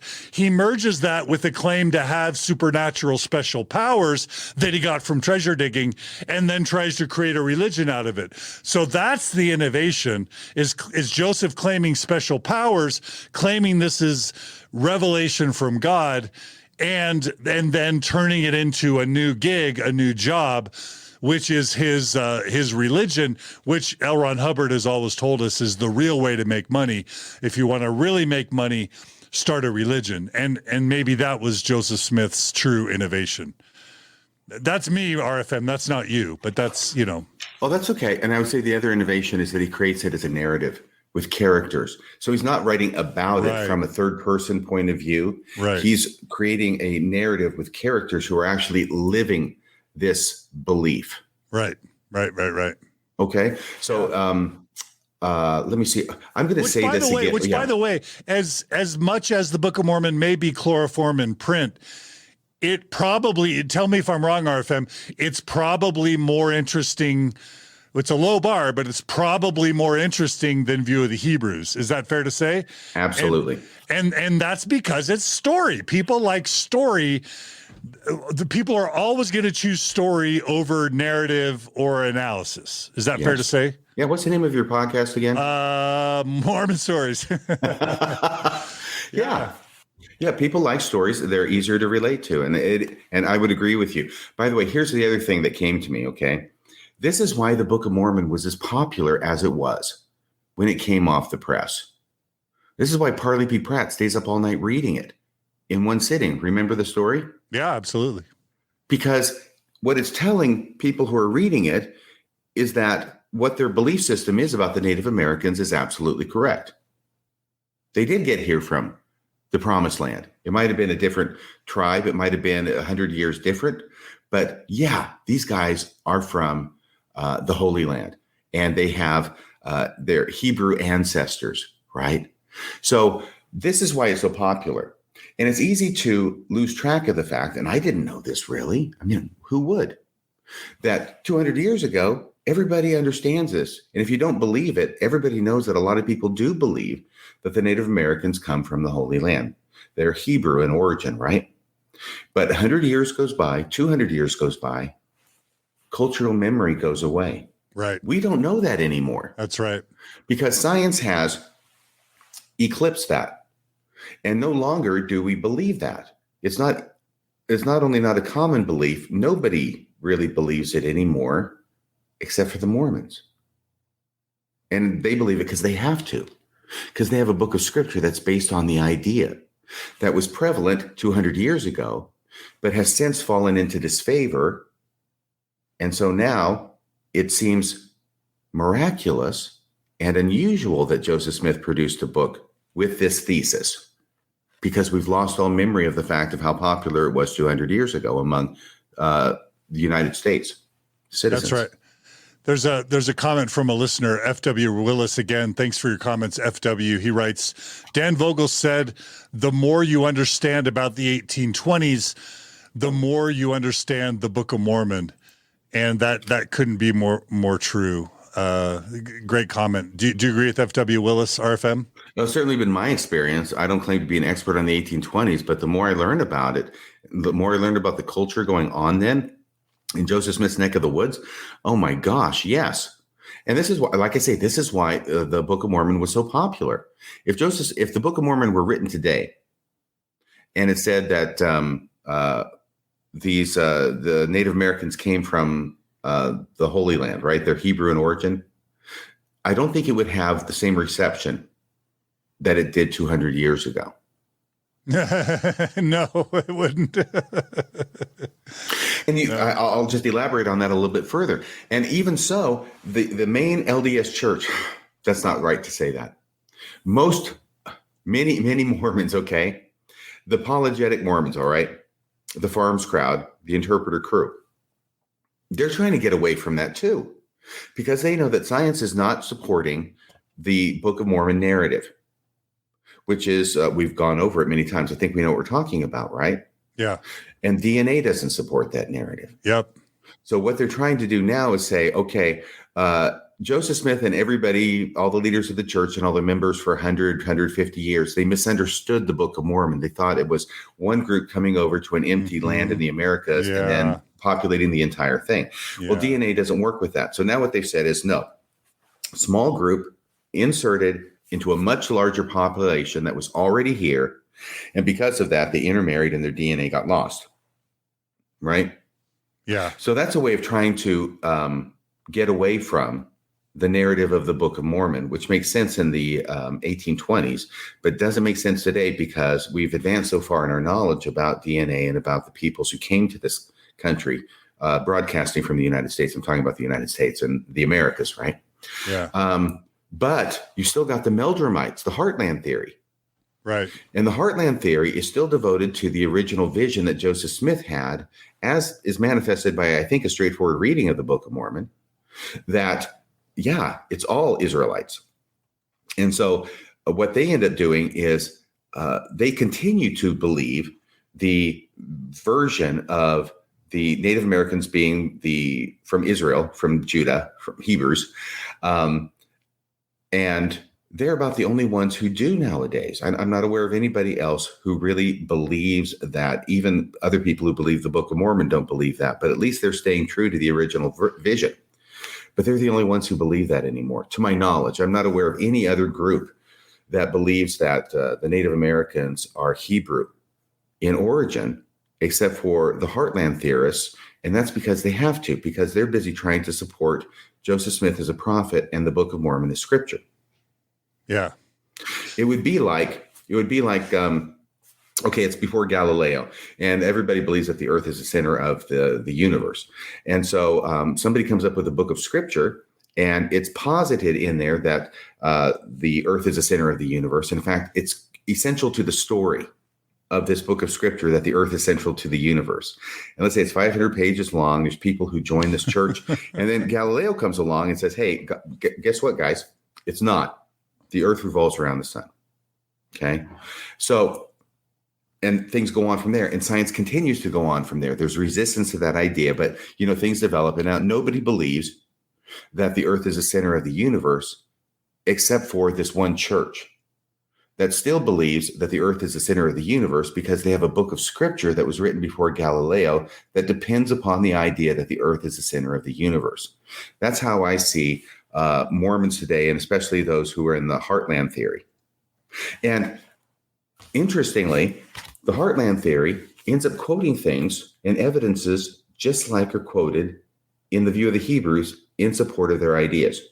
So they go back to these evidences, this research, which I think has pretty much long been discredited, but this becomes their apologetic material, and evidence is like it.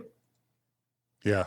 And unfortunately, what you've got, I'm sorry, I'm getting a little bit off script here, but unfortunately, what you've got is all these people who believe that the Native Americans, Hebrew origin, and so you've got a cottage industry of people going out there to prove that that's the case. Just like all these people that are writing all the books, and they're finding all these evidences, right, that show that what they believe is true. You've even got people going out there and creating artifacts and planting them so that people can find, or saying that they got discovered.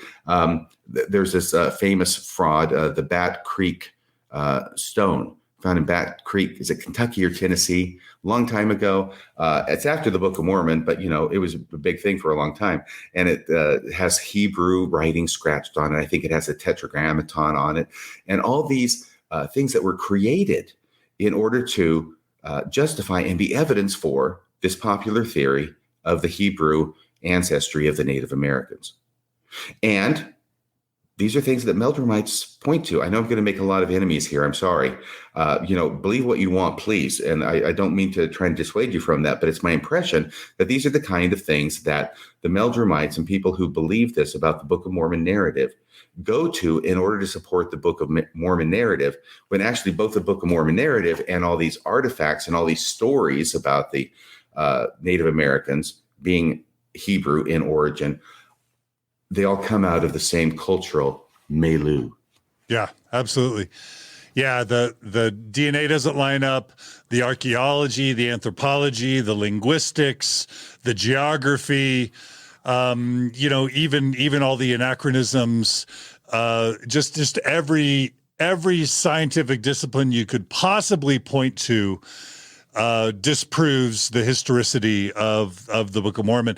And so what you see is Mormon apologists, whether they're traditional, neo-apologists, shrinking the goals by saying it's all Mesoamerica now, or the Heartlanders trying to still rescue North America because it doesn't make sense for there to be two Comoras, a Comora in upstate New York and a Comora in Mesoamerica. That makes no sense. Or you have the neo-apologists that are basically just saying the Book of Mormon's all revelation. It's not a translation anymore. We have to redefine what the word translation means. These are all three desperate attempts to salvage a totally illogical and unsalvageable story. And I have to just add the comments from LDS Discussions. There's just this amazing website called ldsdiscussions.com.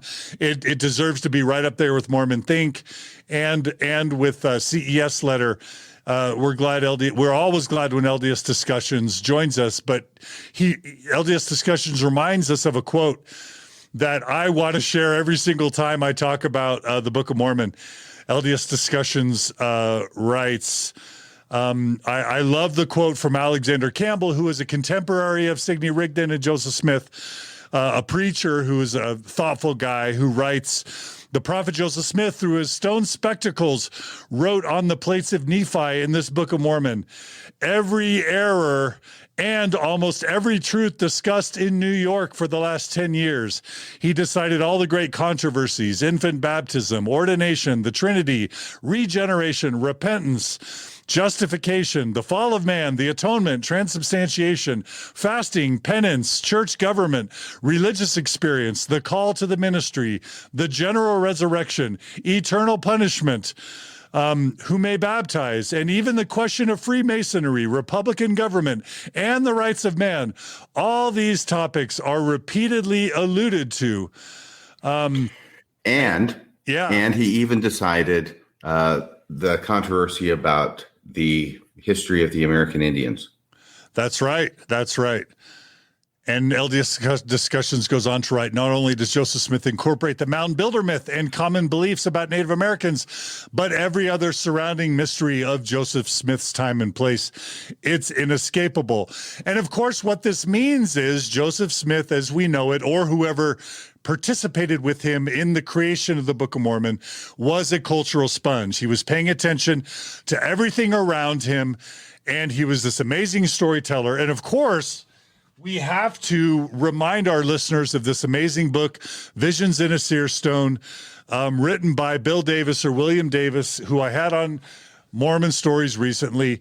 And if you understand that Joseph Smith was a storyteller, that he had a great memory, that he could captivate his audiences for hours at a time, according to Lucy Smith, then you combine that with all of these sort of general cultural understandings, and the Book of Mormon is literally one of the exact books you would expect to be generated, during the 1820s. Once you understand the cultural context, is that fair? Is that fair to say, RFM? Oh yeah, absolutely. Absolutely. And I had thought about that quote from Alexander Campbell too when I was doing my research and thinking, he didn't just decide all the religious questions. He also decided the question about the origin of the Native Americans in the Book of Mormon. Right. Absolutely. Yeah. Which is a main point of view of the Hebrews, right? Oh, yes, absolutely. Yeah. Okay. Now, I think, the other thing is about the mounds, okay, and the mound builders. Not going to go into detail, haven't done the research on it, but basically my impression is that what the Book of Mormon peoples are described as doing is largely what it is that the mound builders did. They built structures like the mound builders, the forts, the way they built the forts, the places of refuge, all these kinds of things. And of course, in those mounds were buried lots of things and artifacts that, were very common for people to go out there and do their own, do-it-yourself archaeology and go and find things, right? So, by the way, here's this idea I have, and I'm just going to say it because I don't know that I can support it. But we all know that the hill Cumorah, it was a drumlin hill, which means that it was created by glacial movements ages ago. It's really just a hill. It's a regular kind of a hill. I have this feeling that Joseph Smith conceived of it as a mound. Mm-hmm. That things were buried in. Mm-hmm. Yeah. And that may have even had caves underneath it. Yeah, for sure. I just have this idea. Of course. So this is just an idea. Okay, are you ready to go on with the book? I'll try and pick up the pace here. Let's do it. Okay, so there's a quote from the Apocrypha, 2nd Esdras, which is quoted in the book that the 10 tribes went to a land where never man dwelt. We've hit that before. And that's where we get to 2nd Nephi chapter 1, which is difficult for apologists who want to talk about all these people who obviously lived here when the Lehites got here, right, and intermarried with. But it's long been understood from this that this is what happened in the Book of Mormon too, is that these people from Jerusalem come to a place where never had man dwelt. And this is Nephi chapter 1, verse 6. I'm going to go to verse 8. And behold, it is wisdom that this land should be kept as yet from the knowledge of other nations. Okay. 9, wherefore I, Lehi, have obtained a promise, blah, blah, blah, and they shall be kept from all other nations, that they may possess this land unto themselves. Sounds like an empty land. And then it concludes, verse 9, there shall be none to molest them, nor to take away the land of their inheritance, as long as they obey the commandments, right? So this is where this seems to line up with this idea about the lost tribes of Israel. Remember, that's not the Book of Mormon, but going into a land where never had man dwelt, as it's related in the Apocrypha. Okay, now I got to talk about the Great Spirit. Okay, Great Spirit. Okay. I've read the Book of Mormon many times. Even in my most faithful days, as I read through the Book of Mormon, there were places that caused me discomfort. And this is one of those places. When you get to Alma chapter 8, and all of a sudden King Maloney, King Lamoni starts going on and on about the Great Spirit.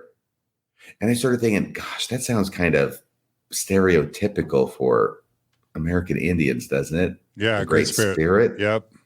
And, he goes, I mean, I had thought he mentioned it once. I went back and looked it up in chapter 8. And he mentions the Great Spirit in chapter 2. There's 4 mentions later on, 6, 7, 8. There's 8 mentions of the Great Spirit in that chapter, and how the Lamanites believe in the Great Spirit, right? And then Ammon, who's teaching him the true gospel, tells him, okay, that's God, right? That Great Spirit you believe in, that's God. All right. Well, I had sort of thought, I sort of hoped at the time that really Great Spirit was just something that TV writers for the scripts put in the mouths of their Native American characters, because that's the only place I'd probably heard it from. Great Spirit, right? And I was kind of hoping that it wasn't something that went back before TV. In other words, that it wasn't an idea that was around in Joseph Smith's day. But dang, View of the Hebrews mentions the Great Spirit over and over and over again. Yeah. And it talks about they believe in a Great Spirit. Mm. And guess what? Also, he says, oh, that Great Spirit is God. Because they worship the Great Spirit. Remember, that was like one of his first points. Yeah. They worship one spirit, and that's the what they brought over from the Hebrews, being lost tribes of Israel. That's God when they say the Great Spirit. Okay, now there's a whole bunch of things. Let me go on here. There's a problem in here. I'm going to say in page 123, okay? A problem with the connection between this book and the Book of Mormon, and that is that he talks about that these people had no writing. 123. Let me see if I can find this real quick. He says, and however, many difficulties arise. Yeah, many difficult questions may attach themselves to the subject. They are all less difficult than to okay. Some have felt a difficulty arising against the Indians, being the 10 tribes, from their ignorance of the mechanic arts of writing and of navigation. Okay, so how can they be of Israel if they don't know how to write? So I picked up on that early on because I thought, well, that's obviously different than the Book of Mormon, which has a civilization that can write. Well, he's going to end up modifying that and saying that the civilized tribe, the one that got destroyed by the savage tribe, they could write, which sounds a little bit like the Book of Mormon. Right. Yeah. Now, here's some passages. These are going to be very, very interesting to the audience, okay? This is one, he mentions this in 3 passages, but this is where he talks about the 2 groups. And you have to actually get to page 124 before you find him start talking about this. Okay, here we go. This is the 2 groups that he talks about. The probability then is this, that the 10 tribes arriving in this continent with some knowledge of the arts of civilized life. There's a lot of typos in this book that I have to make allowances for. It says acts. I think he means arts here. With some knowledge of the arts of civilized life, finding themselves in a vast wilderness filled with the best game, inviting them to chase. Most of them fell into a wandering, idle hunting life. Different clans parted from each other, lost each other, and formed separate tribes. Most of them formed a habit of this idle mode of living and were pleased with it. Does that sound like Lamanites? More sensible parts of the people associated together to improve their knowledge of the arts and probably continued thus for ages. From these, the noted relics of civilization discovered in the West and South were furnished. And we talk about West and South, he's talking about Ohio and Mississippi from the mounds, right? But the savage tribes prevailed. And in process of time, their savage jealousies and rage annihilated their more civilized brethren. And thus, as a wholly vindictive providence would have it, and according to ancient denunciations, that'd be the ancient prophecies from the Old Testament, all were left in an outcast, savage state. This accounts for their loss of the knowledge of letters, that's the writing, of the art of navigation, and of the use of iron. Okay. He goes on, it is highly probable that the more civilized parts, let me make sure I'm reading the right part. It is highly probable that the more civilized parts of the tribes of Israel, after they settled in America, became wholly separated from the hunting and savage tribes of their brethren, that the latter lost the knowledge of their having descended from the same family with themselves, that the more civilized part continued for many centuries, that tremendous wars were frequent between them and their savage brethren, till the former became extinct. So that really stood out to me as being quite similar, because that's the whole story of the Book of Mormon. Yeah. After you get to Second Nephi chapter 4, I think it is, right after Lehi dies, it might be 2, right after Lehi dies, and then the Lamanites want to kill the Nephites, so the Nephites book it out of there, make a different city. Yep. And then everything else is warfare until the end, when there's a huge war at the Hill Cumorah.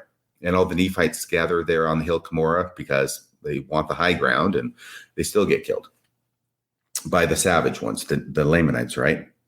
And he says, this hypothesis, see, I want to read some of this, and I'm not going to try and read too much, but to let you know that what I'm saying is firmly grounded in this book, because I'd like this to be a resource for people who are interested in what the view of the Hebrews actually says, and to know that this isn't just some guy spouting off my thoughts, but it's really what's in here. Right.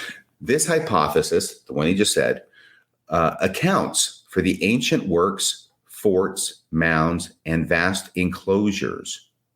That's the mound builder culture, as well as tokens of a good degree of civil improvement, which are manifestly very ancient and from centuries before Columbus discovered America. These magnificent works have been found, and he mentions a lot of places where they've been found, and I'm not going to mention those, but in a number of places. These works have evinced great wars, because they're forts, right? These works have evinced great wars, a good degree of civilization, and great skill at fortification. And articles dug from old mounds in and near those fortified places clearly evince that their authors possessed no small degree of refinement in the knowledge of the mechanic arts.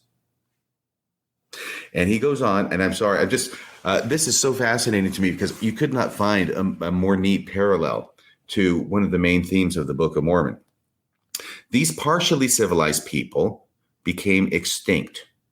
What account can be given of this but that the savages extirpated them after long and dismal wars? And nothing appears more probable than that they were the better part of the Israelites. And when he says better part, he doesn't mean the larger part. He means the better part, the more civilized, who came to this continent, who for a long time retained their knowledge of the mechanic and civil arts, while the greater part of their brethren became savage and wild. No other hypothesis occurs to the mind which appears by any means so probable. Right. And there's the Book of Mormon for you. Okay. Right. Yeah. Let me see here. I don't know if I need to read. He mentions it in 2 other parts, though not quite so lengthy. He's very taken with this idea, and he repeats it over and over again. And that's something I want to mention. This isn't found in just one sentence in View of the Hebrews. This is a big part of the book that he really likes a lot, and so he mentions it a number of times. Just a bit from 137. Thus situated and struggling to maintain. Okay. He's talking about the civilized group. Thus situated and struggling to maintain their existence and to maintain their religious traditions. I mean, this strikes me. This is the title of Liberty right here in Captain Moroni. Okay. He says, thus situated and struggling to maintain their existence and to maintain their religious traditions, they would naturally form many of the very things above enumerated. And these are all the villages and towns and mounds. Walled towns, forts, temples, altars, habitation of chieftains, videttes, sorry, you'll have to help me with that one, and watchtowers. These cannot be ascribed to a people of any other origin with anything like an equal degree of probability. The whole process of the hypothesis stated in relation to these 2 branches of the descendants of Israel, when finding themselves lodged in this vast wild continent, is natural and easy. And indeed, it's what we find in the Book of Mormon. There may be one other thing here in 145. I did mention Captain Moroni when he says that they are gathering together and fighting against this barbarous group to maintain their religious traditions. That was what immediately came to mind. It doesn't have our wives and our families and our sacred honor or anything like that, but it does talk about their religious traditions. And finally, on page 145, this is in the conclusion. And I think this is a shorter one. Okay. Oh, yeah, this is really interesting. Because, of course, in the Book of Mormon, at the end, they all gather to the hill Cumorah in kind of an impossible feat because it seems like there's too many Nephites to actually fit on hill Cumorah. Right. He's talking once again about all these different places and how huge they are, these mound builder things. And he says, though these tumult, okay, and that's apparently a technical word for the mounds, though these tumults were used as places to bury their dead and places for temples, altars, and religious worship, they were no doubt places also for the last resort when likely to be overcome by an enemy. It's one of the reasons I think that Joseph Smith conceived of the hill Cumorah as a mound. It's a place of last resort when being overcome by an enemy. And then he talks about something that happened in Mexico, I believe, where he talks about the name Teocalli was given to sacred places from the name of a god, okay? But that's only important because the sacred places, these mounds, appeared like living hills. And the reason he says living hills is because they've got so many people on them that are going to be fighting against the onslaught that the hills themselves look to be living. Their Teocalli appeared like living hills covered with warriors, determined to defend their sacred places. Yeah. Where were their temples, altars, and the tombs of their fathers?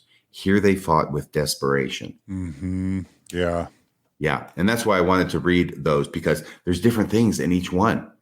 We're talking about the general theme, but specific parts, and you go, oh my gosh. And connect the dots. What is that? What struck you about that? Spell it out for us, RFM. Okay, that's the last battle among the Nephites. Right. Where they all gather to the hill Cumorah. Yep. And they all gather on this hill.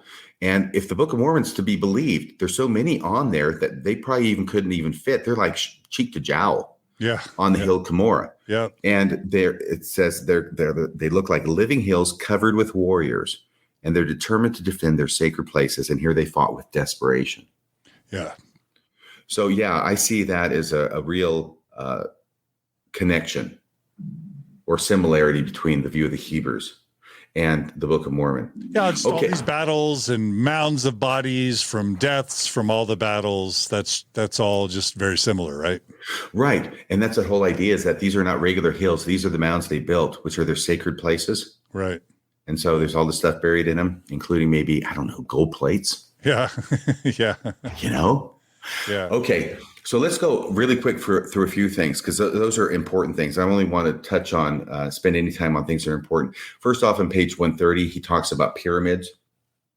And this is, of course, irresistible to anybody. You got pyramids in southern Mexico today and around that area. Yeah. And connecting it with Egypt. Too, and Tikal and in Guatemala.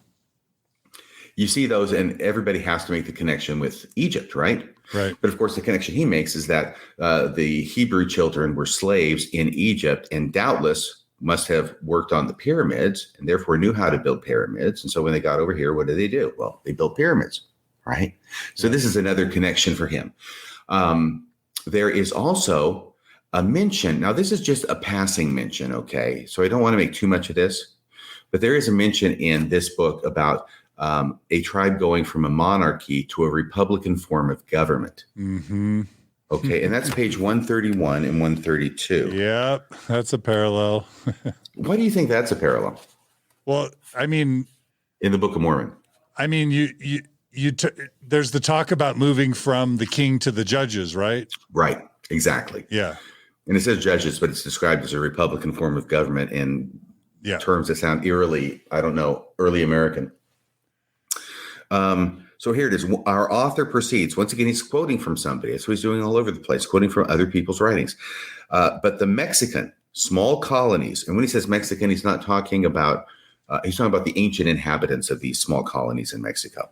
But the Mexican small colonies, wearied of tyranny, okay, there's the monarchy, wearied of tyranny, gave themselves republican constitutions. Now, it is only after long popular struggles that these free constitutions can be formed. The existence of republic, or a republic, does not indicate a very recent civilization. Here, like a wise politician, he was showing that the Mexicans from ancient date were a civilized people, at least in good degree. So there's the reference. Just one tribe down there in Mexico, modern day Mexico, who he quotes somebody else as saying they went from a tyranny or a monarchy to a republican government and even gave themselves constitutions. Once again, I don't think that any of this is true. Maybe it is, maybe it's not, but he's just quoting people who are kind of writing books, and I can't vouch for the accuracy of their information. I think a lot of it is not accurate. But the significance of it isn't the accuracy of it. It's the connections between what's in this book and what ends up showing up in the Book of Mormon. Right. He mentions hieroglyphs in a couple of places. It's nothing about Egyptian hieroglyphs. I don't think much weight should be put on that. He talks about buildings of hewn stone. This is one thing that surprised me in this book, because I had this idea that, those pyramids and the big buildings that show marked advances of culture in southern Mexico and Tikal, Guatemala, like you mentioned. I had this idea that those weren't known when the Book of Mormon came forth, but they only got known in the 1840s, right? And I think that I believe that because that's kind of how it was presented to me in apologetic material. But the fact is that, yeah, they knew about them because they show up in this book. And he talks about him in this book. Yeah. So they definitely knew about these buildings of hewn stone were known before the Book of Mormon came forth. So once again, it's not a huge thing. And I don't think a lot of weight should be put on it. I think I've been clear about the things that I think more weight should be put on, at least for me personally. There is, this civilized group. This was a small thing that I saw. Because we know in the Book of Mormon how the Nephites get out of town when Lehi dies, because the Lamanites are out for their blood. So it's the righteous group, the civilized group, that leaves behind the uncivilized group, right? And we find a similar thing here in 134. That's page 134. Thus our author, once again he's quoting, thus our author declines giving any opinion on this subject, but he here gives it as his opinion that these more improved tribes, the civilized tribes, in New Mexico came from the northwest coast. Okay. Once again, this is all going to be coming over the Bering Strait, which is obviously northwest to anywhere in the Americas. And then they moved down through the Americas and in South America. Now, I do note that's different from the Book of Mormon, because the Book of Mormon has the Lehites coming over, landing somewhere. And all the movement in the Book of Mormon is described as being from the south to the north. Okay, I want to make that clear. That's different. But what he does say is that gives it as his opinion that these more improved tribes in New Mexico came from the northwest coast and left some of their half-civilized brethren there. So he has the same idea of the more civilized ones leaving behind the less civilized groups. Very small thing, just mentioning it in passing. Don't think a lot of weight goes there. There is a mention of the union of the civil and ecclesiastical power being joined in one person in page 134 at the bottom, where it says, these embrace, what is this? Writings of the author, another author. These embrace a great number of curious subjects, such as the union of the civil and ecclesiastical power in the same persons of the princes. All right. Once again, it's a small thing. I don't know if it amounts to anything, but yeah, the Book of Mormon talks about the ecclesiastical power and the civil power being joined in one person. In fact, that's the way it was apparently from Nephi all the way down to Alma, because in Alma chapter 1, we read about Alma being the chief high priest and the chief judge, right? He's the high priest and the chief judge. And that's where he decides, I'm going to split these and I'm just going to go pursue my high priest duties. And I'm going to make somebody else a chief judge so that they can handle that. But up to that point, they're joined in the same person. They were able to work metals. That's on pages 138 and 143. Vast populations. And that's pages 144 to 145. Quetzalcoatl shows up in this book. John? Okay. And remember him? And from Guatemala, I know that, well, I guess Quetzalcoatl's, is that Mexican? Yeah, that's Mexico, right? Cortez. No, I'm sorry. It might be. I think of Quetzalcoatl as the great white god that appears in the Popol Vuh that comes out of the Guatemalan area. And in Guatemala, the actual currency is called the quetzal. It's a bird. But it's also a reference to the great god Quetzalcoatl, which is a Mayan kind of deity. So that's what I think of when I think of Quetzalcoatl. When I joined the church in 1978, Quetzalcoatl was all the rage. There was actually a pamphlet that was published by the church. When I'm taking the missionary discussions, they'd give me assignments, right, to read from the Book of Mormon. And they'd also give me a pamphlet, at least one pamphlet each time, that I'm supposed to read for the next discussion. One of those pamphlets was chock full of all these legends of Quetzalcoatl and I think Kukulkan, but Quetzalcoatl, and how there's these legends of these great white gods among the Native Americans, and how they leave and with the promise that they will return someday, and then how it is that the Europeans, the explorers, end up showing up on their coast and they're honored and welcomed because they think that they're the returning Quetzalcoatl. That story actually shows up in here about Montezuma welcoming Cortez, thinking he's the returning Quetzalcoatl. That's how long this has been around, amazingly. The thing that's interesting, is that View of the Hebrews does not conclude that Quetzalcoatl was Jesus. There's no Jesus showing up in this book among the ancient Native Americans. Okay, so that's another difference with the Book of Mormon. There is no Christianity among the ancient Americans in View of the Hebrews, which is another difference with the Book of Mormon. Mm-hmm. They are strictly Jewish. They have to be Christianized now and taught the Christian religion, the correct religion. But it's not like this is the religion they had before Christianity and they just lost it. And now that's going to be restored to them. And the funny thing was, I'm so used to Quetzalcoatl being Jesus that I was kind of shocked when he gets around to saying who Quetzalcoatl he thinks it is. And that's Moses. He thinks it's Moses because he's looking at it through this paradigm. And is that RFM? Is that because he's not trying to impose Christianity on the Native Americans like Joseph Smith was? Well, yeah, because it's strictly Jewish. He's got to stick it, which makes more sense. Again, this is where View of the Hebrews would get it a little bit more right than the Book of Mormon. Because if we're going to talk about anachronisms in the Book of Mormon, having people baptized in the name of Jesus before Jesus was even born is just weird and crazy. That's what the Book of Mormon does. At least Ethan Smith keeps his, Native American Judaism to stuff that would have happened before Jesus is born.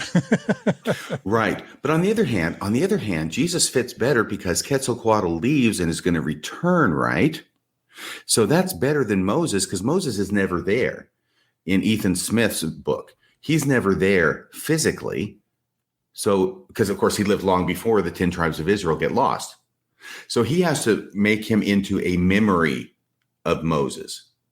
That's a tradition that's brought, and it's not a real person. So the Book of Mormon actually has some positive things on that story as well. But yeah, it's Moses. And it also helped me realize that the Book of Mormon and Mormons look at Quetzalcoatl as Jesus, but here this guy looks at him as Moses, and both of them are probably questionable interpretations. Yeah. But it helped me see what our expectations are that we bring to a text can influence our interpretations. Because honestly, Jesus is probably just as likely as Moses. Or another way of saying it would be Jesus is just as unlikely as Moses, right? Right, both are unlikely. But he sees Moses, Mormons see Jesus. And that's because of what they're bringing to the text and what they expect to see. Yeah. There's a number of pages spent about these Jewish phylacteries. Do you remember what phylacteries are, John? No, remind me. Jewish phylacteries, they really show up in the New Testament because Jesus is criticizing the the Pharisees for having these phylacteries and wearing them, making them kind of ornate. The idea with the Jewish phylactery is that you would have little pieces of parchment on which were written four scrolls, passages from the Old Testament. And then they were put in little leather boxes. And one was bound around the head with a little box here. And another was on the arm. And I think there was a cord and a box here. Yeah. With those. Yeah. Does it come into you? Yeah. And the idea was it was a very literal rendering of the Old Testament injunction about keeping the law of the Lord between your eyes and by your heart. Right. And so this is Jewish as Jewish could be. I mean, if you could find a phylactery anciently in the Americas, that'd be pretty good evidence, right? Yeah, absolutely. Of Jewish influence, a lot better than this other stuff he's been talking about. So there's this whole story, pages 159 through 163, about these Jewish phylacteries that somebody said they found somewhere. And he goes through all this effort. This is actually about the only research that he does. And he goes to these different people. He's trying to find these Jewish phylacteries. They're described, exactly how they look, and they have the parchment in it, which is described as being dark yellow. That'll be important here in a second. But he's trying to track these down, and he can never find them. It's like, the phylacteries here were here yesterday, but they left right before you got here. Sorry. He can never find them. People say, we know we saw them, but they never, ever show up. And this is what happens over and over with these types of alleged antiquities. Actual physical things, right, that would show a Hebrew influence. People see them, people talk about them, but they never show up. And on those occasions when they do show up, then they're fakes. So he goes on and on about trying to find this and cannot find them. And these things never show up in a museum either, by the way. You'll notice. Right. So the reason it's page 165 is important. This is right at the end of this main section of his book. Is because he talks about the leaves of this phylactery parchments in it as being dark yellow. Let's see. Yeah, Mr. Merrick observed, because that's another witness, right? He didn't hold on to it, but he observed it. Mr. Merrick observed that the color of these parchments was dark yellow. Okay. Now, dark yellow, this sounds kind of like gold, right? So that's like the Book of Mormon and the gold plates. Right. That is, I think, one of the connections that B.H. Roberts saw. And I'm looking at that and I'm thinking, boy, that's a stretch. So I think there are stretches that go both ways. Okay. I think there are stretches that Ethan Smith does in trying to talk about what the Native Americans did and how they functioned and connect those to ancient Israel. I think there are also sometimes stretches that a person who thinks that there are problems in this book for the Book of Mormon, they can go too far on the other side, I think, by making connections that I think are tenuous. And I think that was one that B.H. Roberts did. I read it. By the way, I did not read B.H. Roberts before I read this book because I didn't want my poison the well. I didn't want it to be influenced by my reading of the book. Excuse me. My goodness, I gotta have some breakfast. What are you having for breakfast there, John? That wasn't me. I need to have, no, it wasn't you. I'm talking about my stomach's rumbling. I need to get something to eat. So that can happen both ways. But yeah, I did not read anything like that before reading this. And the stuff I read back in the 80s, I've forgotten. But I wanted to be able to have a fresh take on it. And then I did read something about what B.H. Roberts wrote. And he wrote about this yellow parchment being like gold plates. And I went, nah, I'm not even seeing that one. I think there are big connections between View of the Hebrews and the Book of Mormon. I think there are some smaller connections, but I think there's a lot of them that are just too tenuous to really amount to much in my mind. Okay. So RFM, if I can summarize what I've heard so far, just because I want to make sure I'm getting it. What I'm hearing you say just in this last hour or so is that you in your independent reading of View of the Hebrews have found several noteworthy similarities between View of the Hebrews and the Book of Mormon, including civilized tribes versus uncivilized tribes, pyramids, a discussion of monarchy to a republican government, things like a civilized group leaving behind the uncivilized group, discussions of government, of civil power and ecclesiastical power, and those being united, metalwork, vast populations, vast wars, and the like, and even the discussion of a buried book. And your point is that those are noteworthy similarities. Is that right? Not quite, actually. Okay. Because here's the thing. I think that big things, the forest as opposed to the trees, the forests are overwhelming and indisputable, I think. Okay. At least from my point of view. When you start getting to the trees, which are the more detailed, oh, by the way, I also think it's very, very important about the two groups, and the civilized and the uncivilized, and the wars and the destruction and the civilized tribes being annihilated. I think that's very important as well. A lot of these other things are smaller things that don't bear as much weight to my mind in this analysis, because I'm also aware of the fact that once you start looking at these trees very carefully, and you start looking at these 20 or 30 trees out of 100, then the response is to look at the other 70 trees and say, well, these are not like anything in the book. Right. Yeah. And that's a valid response. In fact, I was reading something that I think John Welch had written back in the 1980s when this was coming to light. And he wrote something, it was for the Ensign magazine. And he was saying, if Joseph Smith is following View of the Hebrews, and if he believes that Ethan Smith is on the right track and his evidences are correct, then why does he have the Lehites sail over to America instead of coming across the Bering Straits? And I thought, it's a valid point. It's a valid point. If he thinks that this is the Bible that he's got to hew to, and that this is really what science shows, including the method of getting across here, yeah, it's a valid point. On the other hand, it illustrates the idea, and I think the logical fallacy, that in order for a person to plagiarize from one work to another, then they have to plagiarize everything in the one work to the other. Otherwise, it's not plagiarism. And we talked about that a little bit before too. But what I'm saying is when you get to the trees and the details, and you start talking about those individually, I think some of them are possibly of interest, but their logical force, their evidentiary force, is diminished by all the other things that are trees in this forest of this book that are not matched up with what happens in the Book of Mormon. Did that make sense? Got it. Thank you. Okay. So I think there's a lot here, but it's the forest stuff that I find amazing. And you had mentioned buried book. I hadn't actually gotten to that because there is mention of a buried book in here. And I think that's interesting. And that's on page 163. This is not the parchment, the yellow parchment in the phylacteries. It's in the middle of this discussion, but here it is. Okay. An old Indian. This is talking about the Reverend Chauncey Cook of Chili, Chili, New York. Chili, New York. Have you ever heard of that? No. It's right next door to Poultney, Vermont. No, Reverend Chauncey Cook of Chili, New York. He was at my house, and he told me this story, so he's going to include it in here. An old Indian informed him. Oh, my God. I'm sorry. If I'm going to be correct, Reverend Chauncey Cook is actually saying that he heard this story from another reverend. So now it's third hand or fourth hand. But anyway, here's the story, okay? An old Indian informed him that his fathers in this country had not long since had a book, which they had for a long time preserved.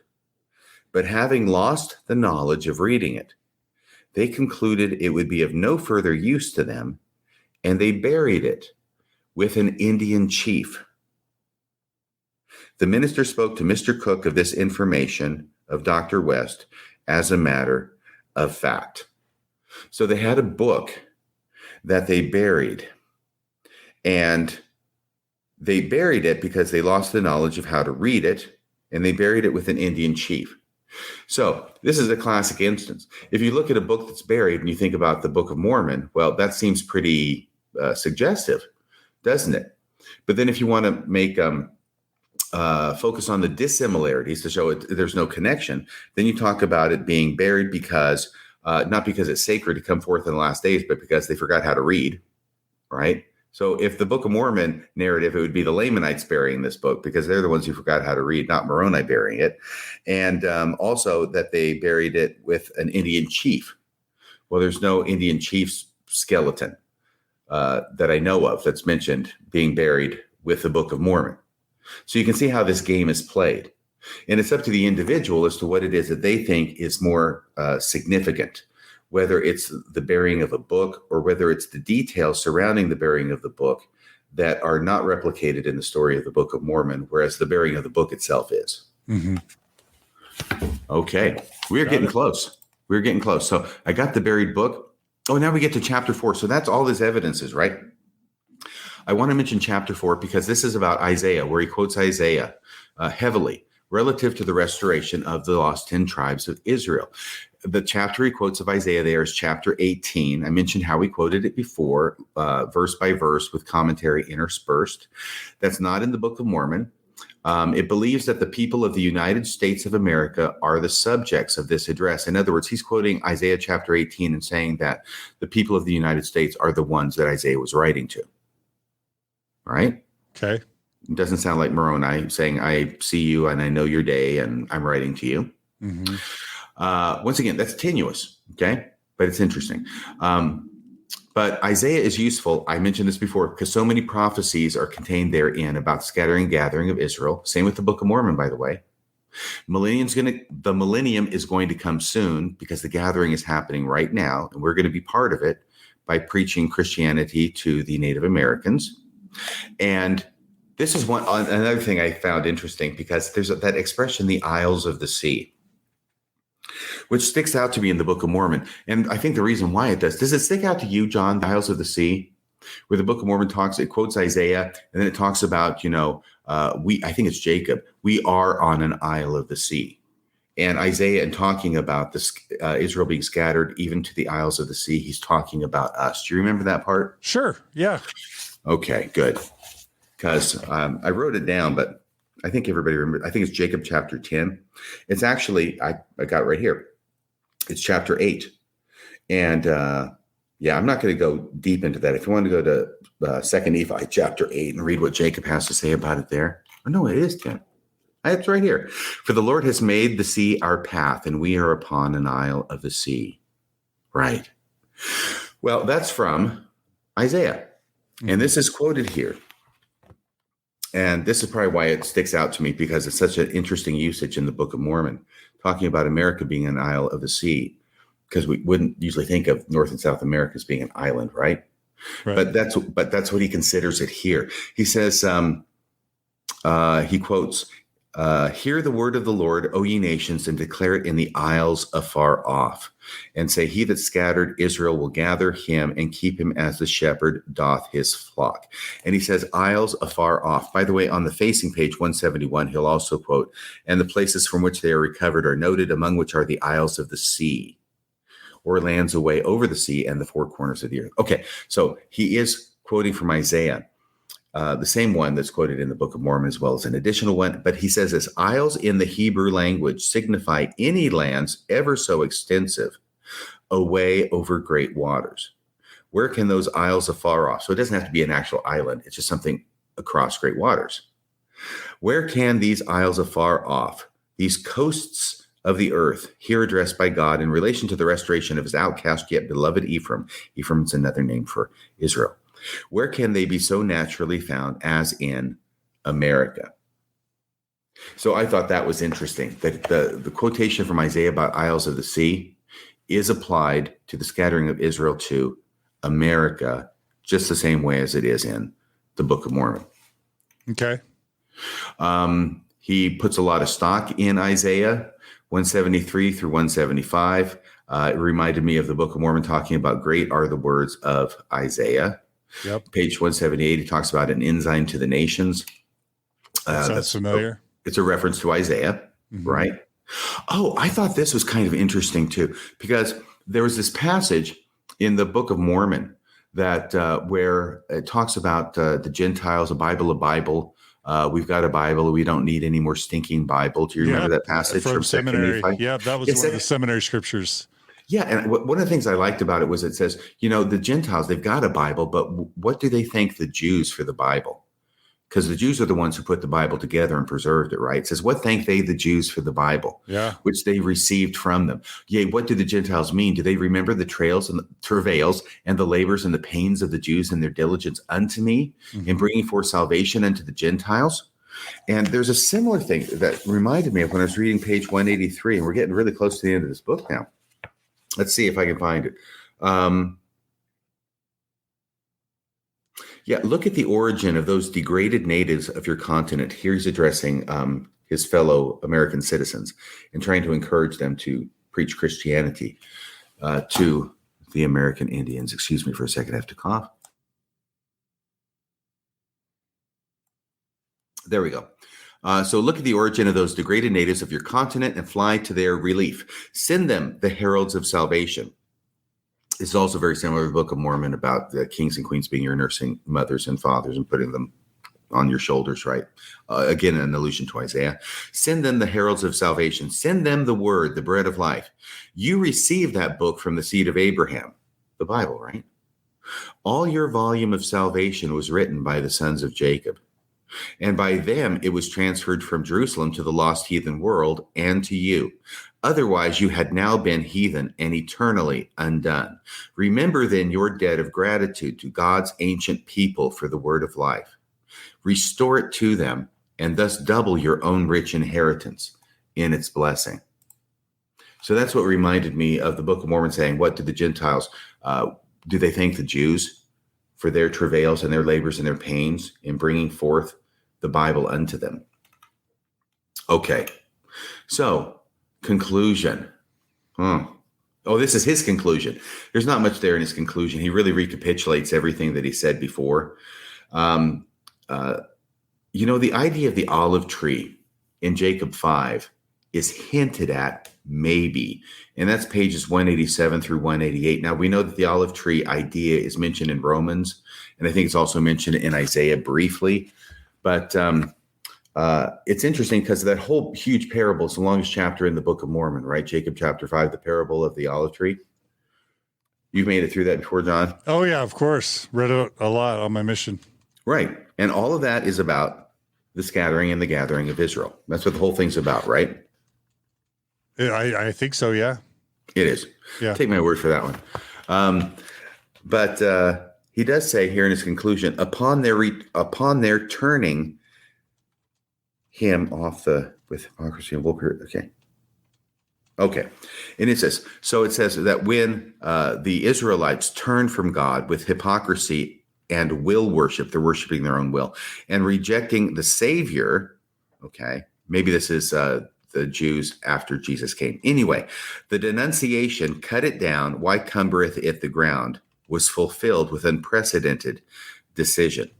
So there's that reference there. Now, it's from the Bible. It's from Romans. And he's not making a big parable about it, but it is mentioned here and on the next page where he talks about this entail or inheritance ensures their ingrafting again into their own olive tree, which shall be as life from the dead to the nations.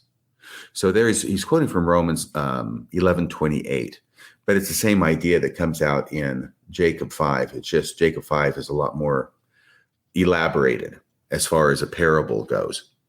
Okay. I thought that was mildly interesting. I mentioned about Native Americans must be Christianized in order to be restored. That's page 188. Now, in the appendix, he does mention white and black Jews. Okay. But it is in a very different context. Here he's arguing with people who say, no, it's not the American Indians who are the lost tribes of Israel. It's these other people over here. This appeared to have been a huge field of study and speculation at the time, is that we know those tribes are out there. We know they're lost. So who are they? And we've kind of discovered pretty much everybody who lives on the earth. So it's not like they're hidden away in some pocket anymore. They've got to be somebody that we've seen. We just don't recognize who they are. And somebody was saying that they're the inhabitants of the East Indies. And so what Ethan Smith is doing is arguing against that. And apparently this idea of the East Indians being Jews, there was something associated with that, with them being white and black Jews. So as I say, something similar to the Book of Mormon is mentioned, but it's in such a different context that I don't know that too much weight can be put on it. Page 202. Oh, excuse me. It is way at the end. Here we go. Dr. Buchanan, he's quoting people everywhere. Dr. Buchanan gives an account of white and black Jews at Cochin, Cochin, in the East Indies. Okay. Dr. Buchanan informs that the white Jews there immigrated from Europe. In later times, the black Jews have a tradition that they arrived in the Indies not long after the Babylonian captivity. So there's a Babylonian captivity that's kind of like the Book of Mormon. But once again, I don't think that's too big a connection, because this is a different theory about the East Indies that he's arguing is wrong, where they have this idea of black Jews and white Jews. I just bring it up to try and be encompass all the different things here that are mentioned in this book. And I haven't mentioned all of them, but the most important ones I have. Okay. There's this other thing. This is kind of obvious, I think, but it mentions that First Nephi 5:11 through 13, right?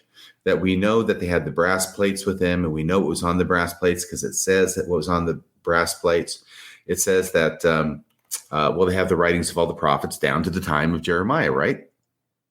Yep. And they don't have anything after that because that's when they left Jerusalem, and that's what I thought was kind of obvious. But there is a similar statement, I think, here, and I hope that I gave the reference. Let me see here if I did. Hope it's 203.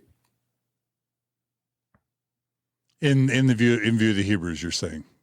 Yes. And I'm wondering, I may have actually not put down the page number for that. There's a mention several times of the black and the white Jews. Nah, it's not that important anyway. And I didn't put it down, so shame on me. But everything else I did. So that is the book, View of the Hebrews. That's my book report for the class, John. Okay, so this has been great, and I think this is going to be an important record for future students and or scholars that want to flesh out even more deeply, parallels. But what I think would be really fun would be to kind of summarize kind of what's the bottom line of your analysis, and then I may have a couple questions. But what's the bottom line, RFM? Bottom line of my analysis is that the View of the Hebrews is similar in its overarching story to the Book of Mormon, as we've talked about. It may be different places in Israel or Judah in different times that these people came out. They may have gotten here in a different way, but it is basically the same story. And it's a very common story. If I'm concluding, I'll also talk about separating the different tribes, civilized, uncivilized, and the uncivilized killing the civilized off, and only the uncivilized being left when the colonists show up. So you've got that. Very similar. There are some similarities in the trees as well as the details, but there's a lot of dissimilarities. So this is not something where Joseph Smith just tore off the cover and put his name on it, obviously. He didn't write the monkey's paw with the monkey's paw. He changed some things. So it wouldn't be so obvious that he was borrowing. But once again, that's totally not necessary to show. That's the other main thing. It's not necessary at all to show that Joseph Smith had a copy of this, that he read it, that Oliver Cowdery had a copy of it, or that he read it, because everybody knew the arguments in this book. And it was written by at least a dozen other authors in a dozen other publications. And I know that because this book cites them, saying the same thing and drawing the same evidences in support of that conclusion, that there's a Hebrew ancestry to the Native Americans. And the Book of Mormon comes out, and it's widely, I said widely, it's quite popular. There's a lot of people who are joining the church. Not compared to the population, but you know what I mean. But the reason why, I think, is because it's telling them a story that they already understand to be true. It's not saying that the Native Americans came from another planet. Let's put it that way. Okay. I don't think that would have been that good a story. But it's quite popular, and a lot of people read it and they agree with it, and they understand that this is a history of the Native Americans.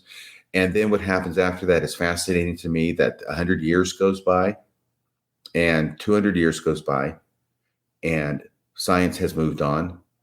Archaeology has moved on. DNA has moved on. And I don't think anybody believes this anymore except for the Mormons, because they have to, because they have the Book of Mormon. So they end up being forced into this real fringe position in 2021, which was a widely held position 200 years ago. And the other thing I think is interesting is how quickly this cultural memory can fade. Is that B.H. Roberts is 100 years ago. He's midway between, right? Here comes the Book of Mormon. 100 years later is B.H. Roberts. Now we're 100 years after that. So 100 years after the Book of Mormon, it appears from reading B.H. Roberts that the cultural memory had already pretty much vanished by that point, and that it was a surprise to him to find out, and to the people he talked to, to find out that when the Book of Mormon came out 100 years before, this was a commonly held belief. It wasn't something that was innovative or original to Joseph Smith and the Book of Mormon. This is something that was just repeating what was generally understood. Had you noticed that part about B.H. Roberts? I mean, yeah.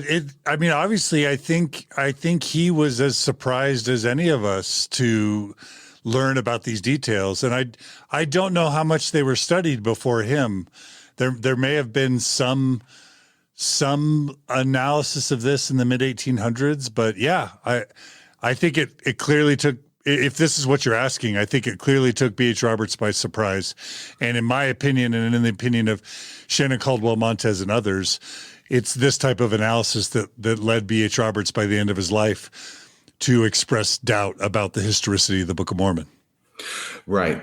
And I know that's a huge, controversy about, did he lose his faith? Did he not lose his faith? I think that we can make the modest conclusion that he came up with all of these ideas that he himself thought were challenges to the belief in the historicity of the Book of Mormon, and he wanted to present it to the leadership of the church to get some answers, because he couldn't come up with any. And they were not able to give any answers by revelation.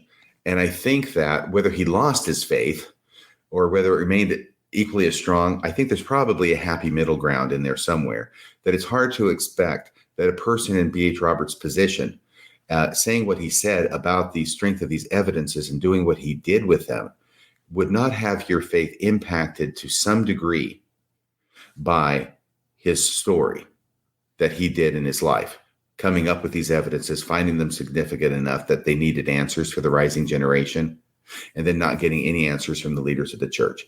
I think that that's got to impact a person's faith to some degree. Whether they lose it entirely is another matter. I don't know that he lost it entirely, but I think it definitely impacted his belief in the Book of Mormon. And my reading of B.H. Roberts is that after that, he started shifting to the Doctrine and Covenants as the basis for his faith in Joseph Smith's prophetic ability.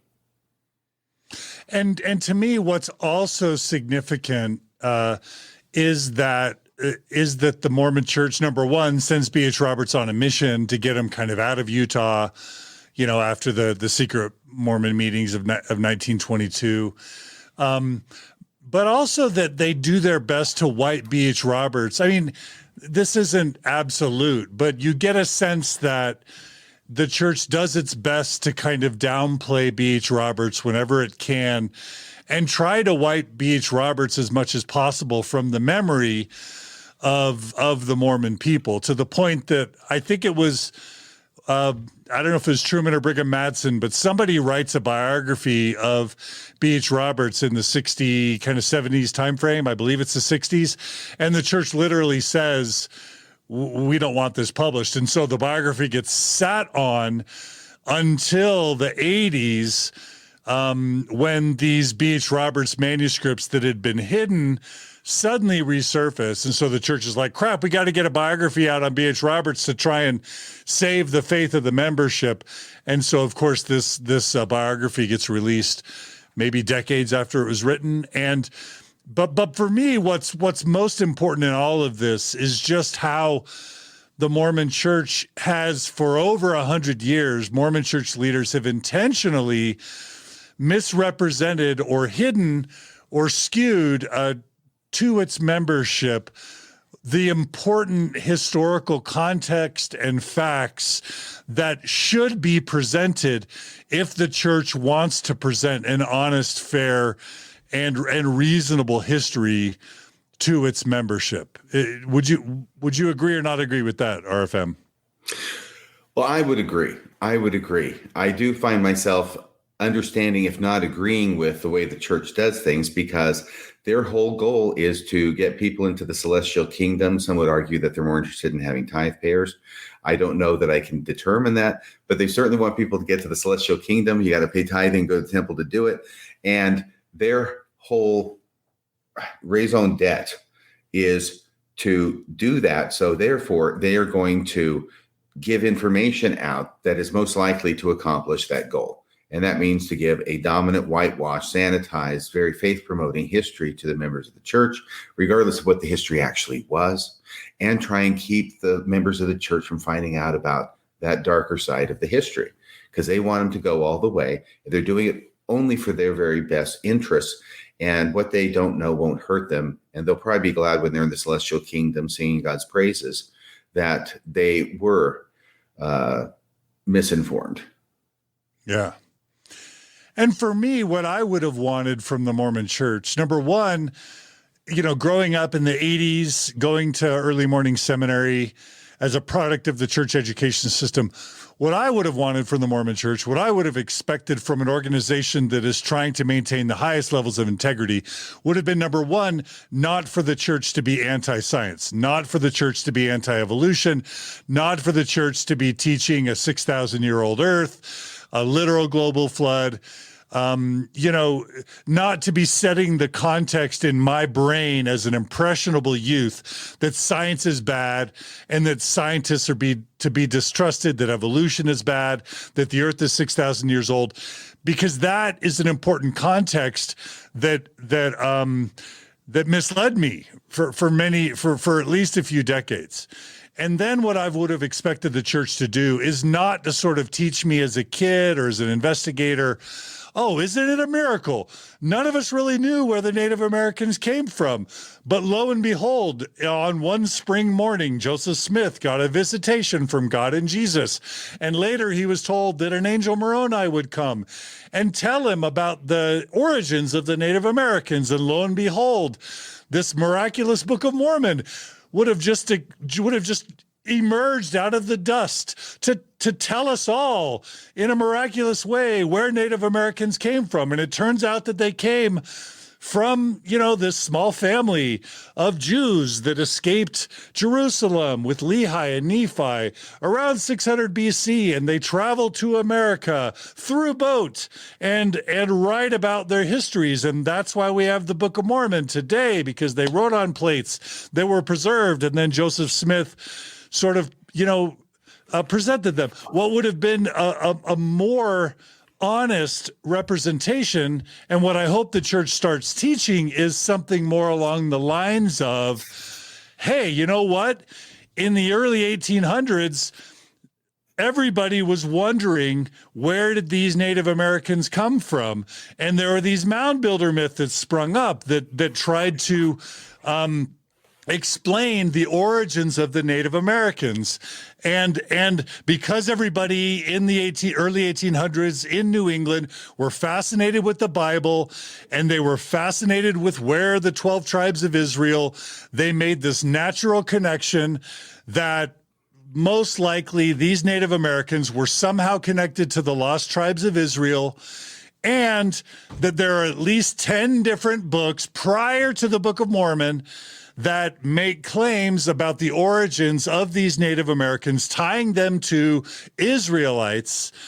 And they also incorporated this myth about dark-skinned and light-skinned people, that the dark-skinned Native Americans killed off the lighter-skinned Native Americans, who were responsible for all whatever sociological, technological, cultural advances.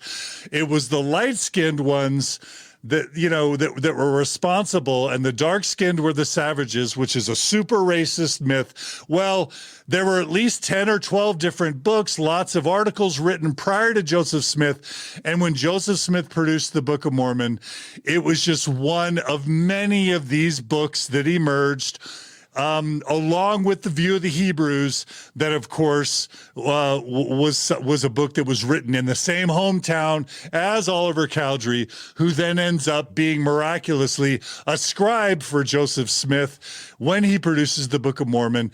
And of course, there are all these parallels, coincidence or not, that you've highlighted, RFM, between View of the Hebrews and Book of Mormon, which doesn't necessarily prove that the Book of Mormon is, quote, plagiarized from View of the Hebrews, but instead, both the Book of Mormon and View of the Hebrews can sort of it can be demonstrated almost beyond any reasonable doubt that they both are products of the historical and cultural milieus heavily influenced by the Bible and Christianity and common racist teachings of the day.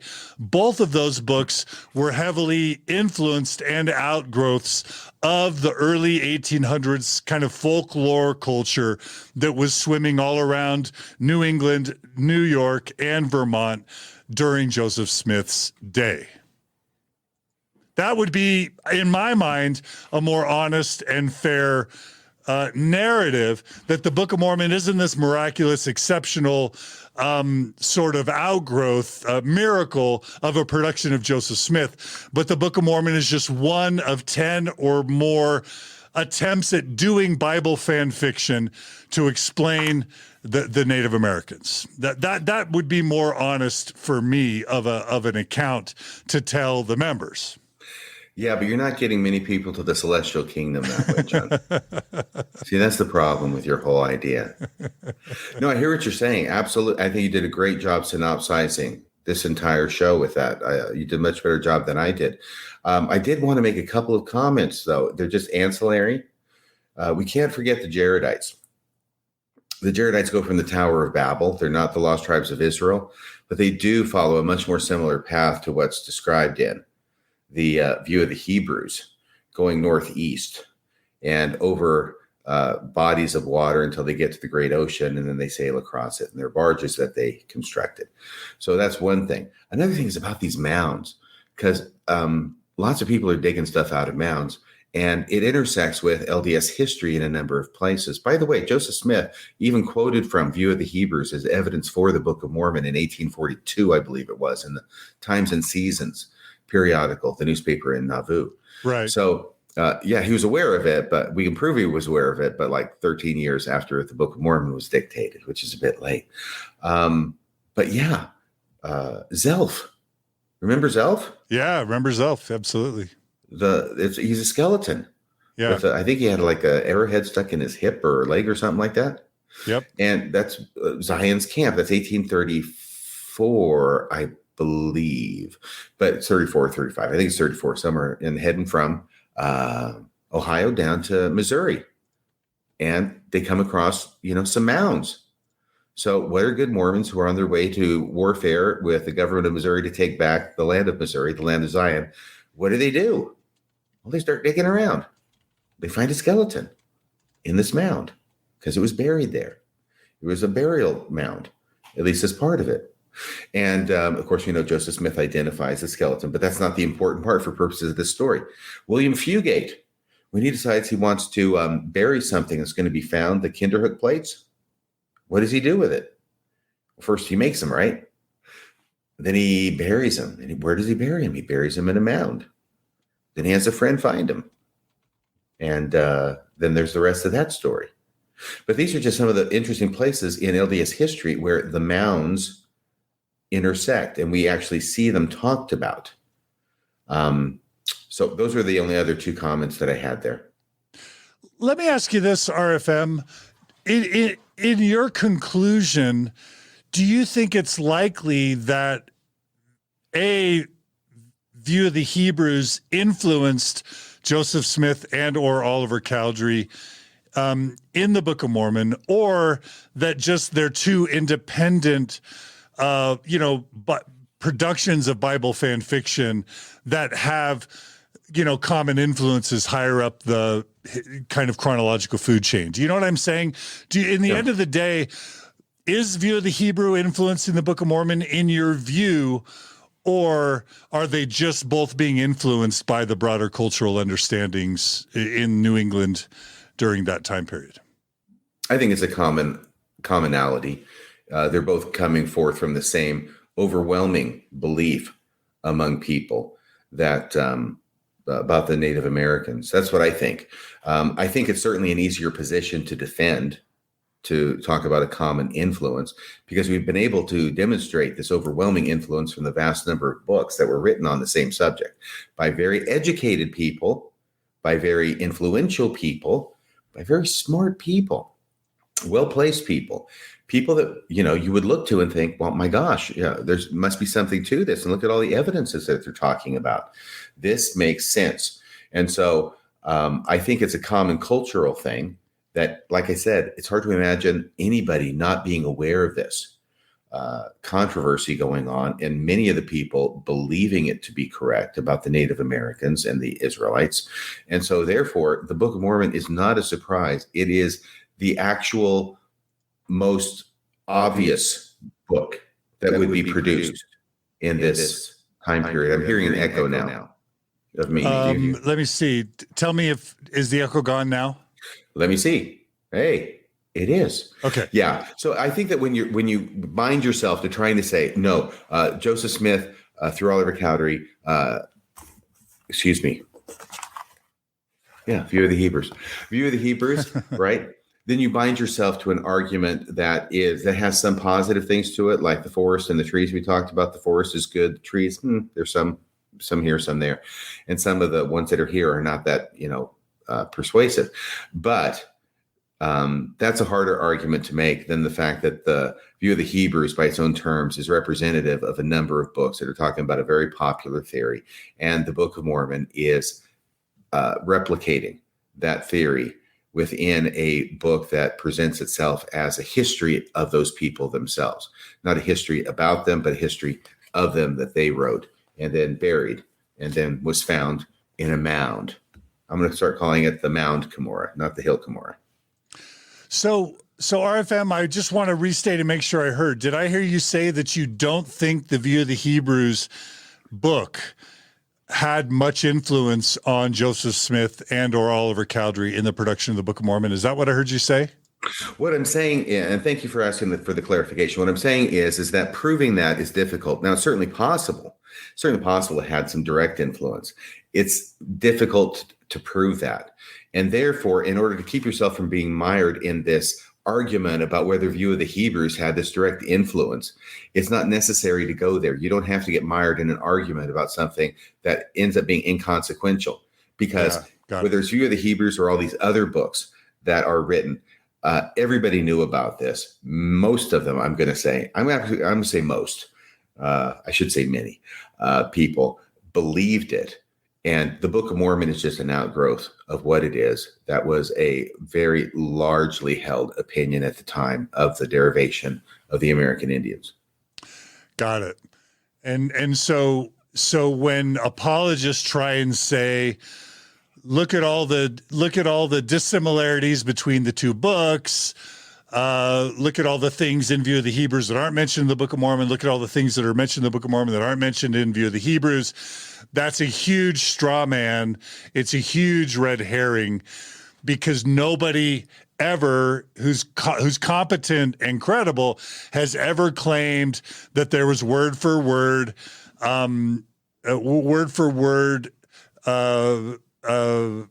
what's the word? Reproduction, copying, plagiarism between View of the Hebrews and the Book of Mormon, and a secular or a materialistic explanation of the Book of Mormon does not require Joseph Smith and or Oliver Cowdery's familiarity with View of the Hebrews at all. All you have to do is look at the number one, the common cultural myths and understandings about the Native Americans, about the Bible, about the origin of the Native Americans in the 1820s, and about all the things that New Englanders and Christians were thinking about.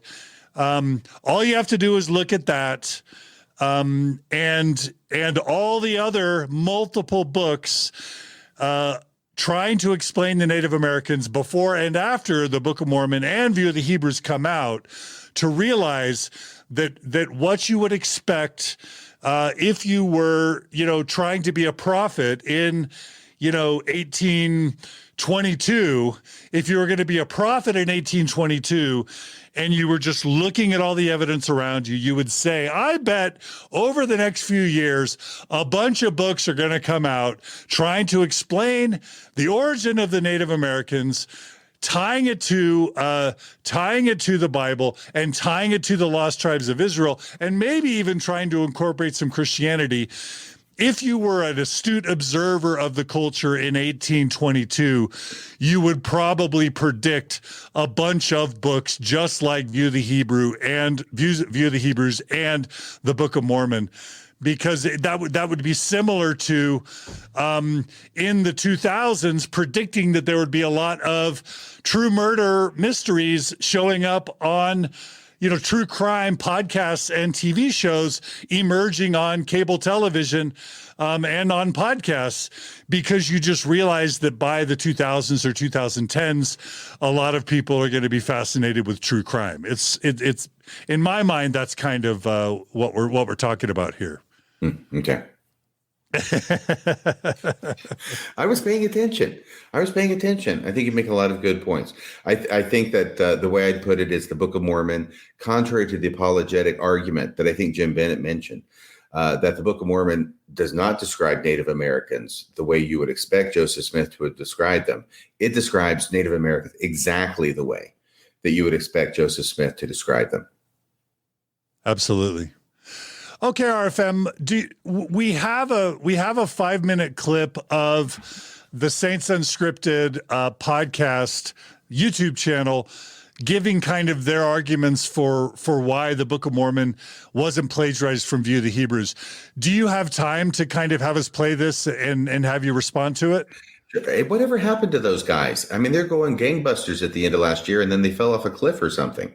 I don't know. I'm not sure. It's all crickets. I don't know what's happened to those guys. Well, I'm glad you're doing them a favor by resurrecting one of their best pieces. So this is, I think, and I had not watched this before. You played a little bit of it for me right before the show started. This is because C.S. Letter talks about B.H. Roberts and his view about View of the Hebrews vis-a-vis the Book of Mormon and the connections. And now they're going to try and say, no, these things do not look like each other. It reminds me of the old Sesame Street song about one of these things is not like the other. Three of these things are kind of the same. But they're going to say that the View of the Hebrews is not like the Book of Mormon in the sense that Book of Mormon was not derived from it. Yeah. So should we play it and do a little bit of a response video to this video? Do you have time for that? Yeah, if we can sing a few show tunes as well. Okay.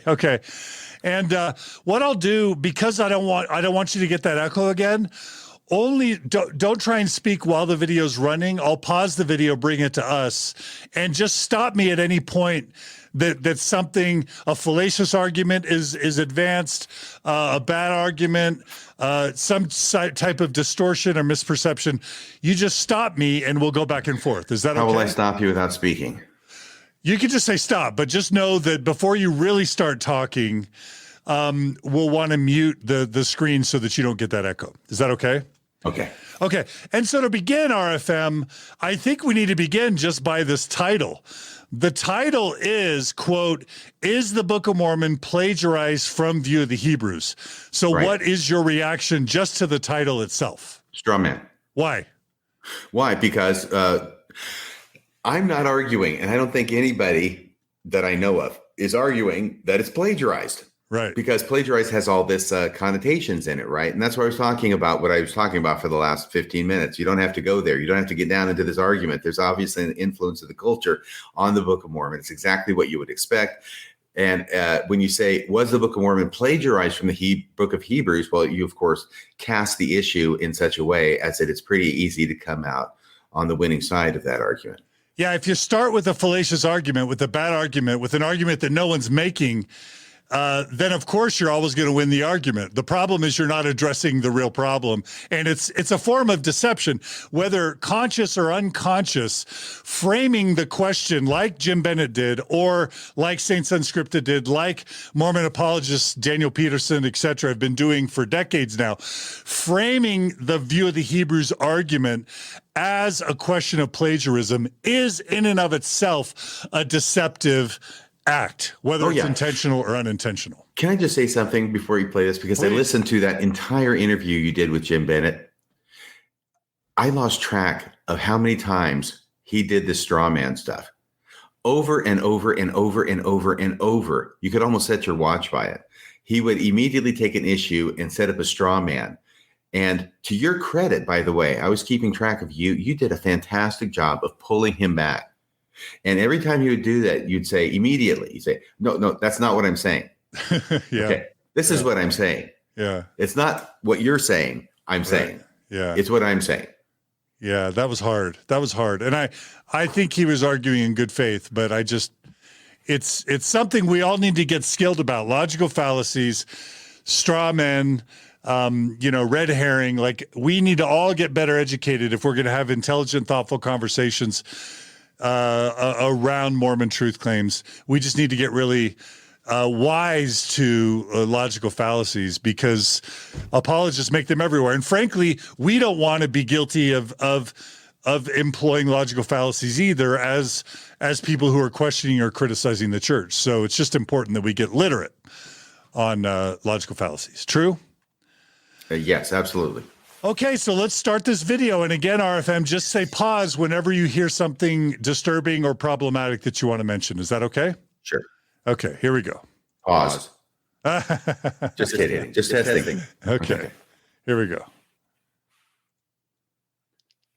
I can't hear him. Can you guys hear this? Sorry, just one second. I like the way he does that. It's like, I want to do that. I'm like him. The Book of Mormon is a logical hoax. fallacies. All right, guys. All right. Apologists make them everywhere. One more second. We don't want to be guilty. Now I can hear you from like employing logical fallacies either, a minute ago. As people who are questioning or criticizing. I know. Give me just 1 second. It's just important that we get literate. Like I'm doing the time warp again. Logical fallacies. True? True. Okay. You can't hear it anymore. Is that correct? Correct. Okay. Sorry about that technical glitch. I think I've got this all ready now. And let's roll the Saints Unscripted video called fallaciously and irresponsibly named "Is the Book of Mormon Plagiarized from View of the Hebrews?" Let's try this again. All right, guys. So a lot of people believe the Book of Mormon is true and a lot don't. People who think the Book of Mormon is a hoax have been scrambling for almost 200 years now, trying to figure out how this young farm boy named Joseph Smith, whose own wife said he couldn't write nor dictate a coherent and well-worded letter, could have possibly produced it. Pause. Some critics propose that Joseph Smith... Okay. What's the problem so far? Oh, we've been scrambling to come up with an answer for how on earth this uneducated schoolboy could have come up with the Book of Mormon when he could have even dictated a well-worded letter according to his wife at the end of her life, when she's doing everything she can to support his prophetic ministry, minus the polygamy. But I think you know exactly what I'm talking about. Spell it out. It's from a statement she made at the end of her life. It was like the 1870s or something like that. It was like her last testimony, where she's talking about Joseph Smith, you got to make things bigger. And the Book of Mormon is so true. He couldn't even dictate a well-worded letter, and he never practiced polygamy. No, that never happened. So the deal is this, the use of the word scrambling. It's this whole idea. He's uneducated. He practically walks around town with a drool cup. This is the Joseph Smith, because the dumber he is, the more miraculous the production of the Book of Mormon becomes. And I listened to your interview with William Davis, right? Vision and a Seer Stone. He talks about that this is something that is done intentionally. And actually, when you look at the evidence, Joseph Smith was not as dumb as the apologists would like to make him out to be. Absolutely. Okay, let's continue. have possibly produced it. Some critics propose that Joseph Smith modeled the Book of Mormon after ideas and themes he stole from Ethan Smith's View of the Hebrews. Let's take a closer look.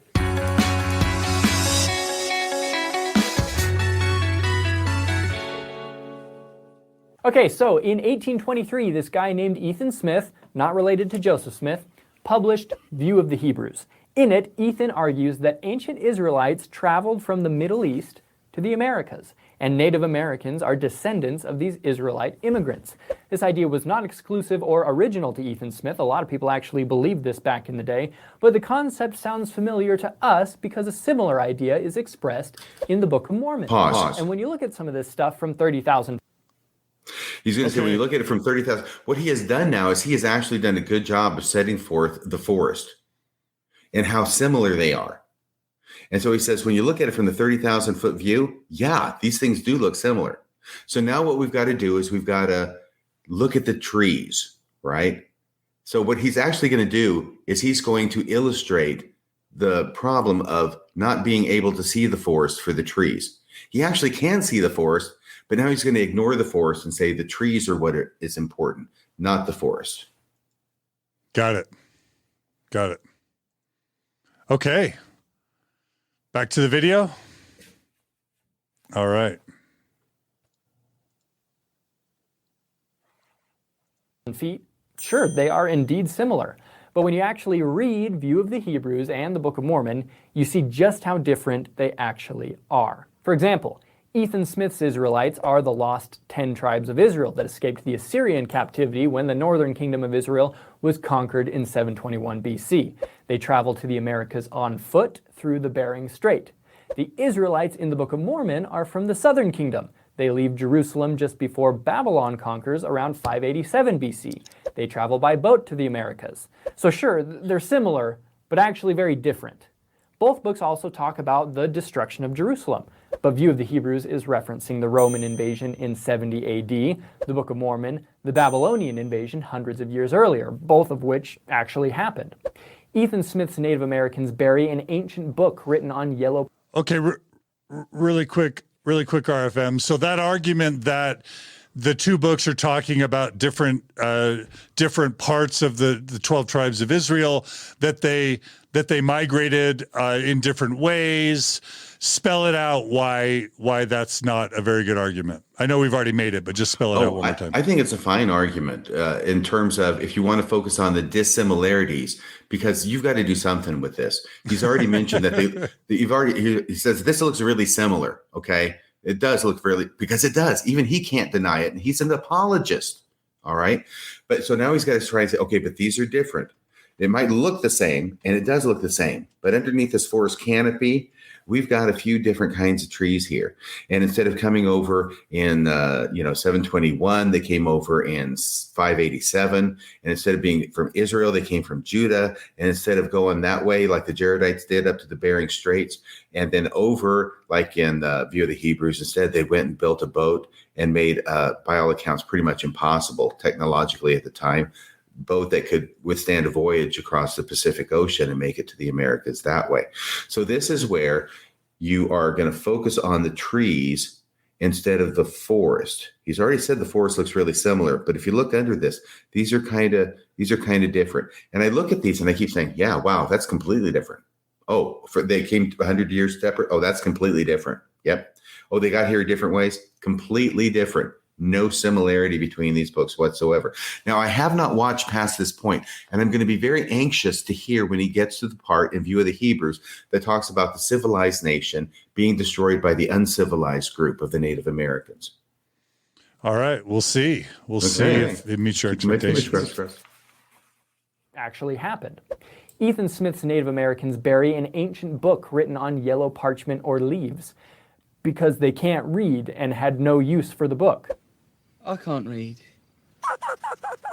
Shut up, Bugsy! Book of Mormon Native Americans bury the gold-colored plates to preserve them for future use. Additionally, many of the supposed parallels between the two books share a third common denominator, the Bible. For instance, the scattering and gathering of Israel is a major theme of both View of the Hebrews and the Book of Mormon, and also the Bible.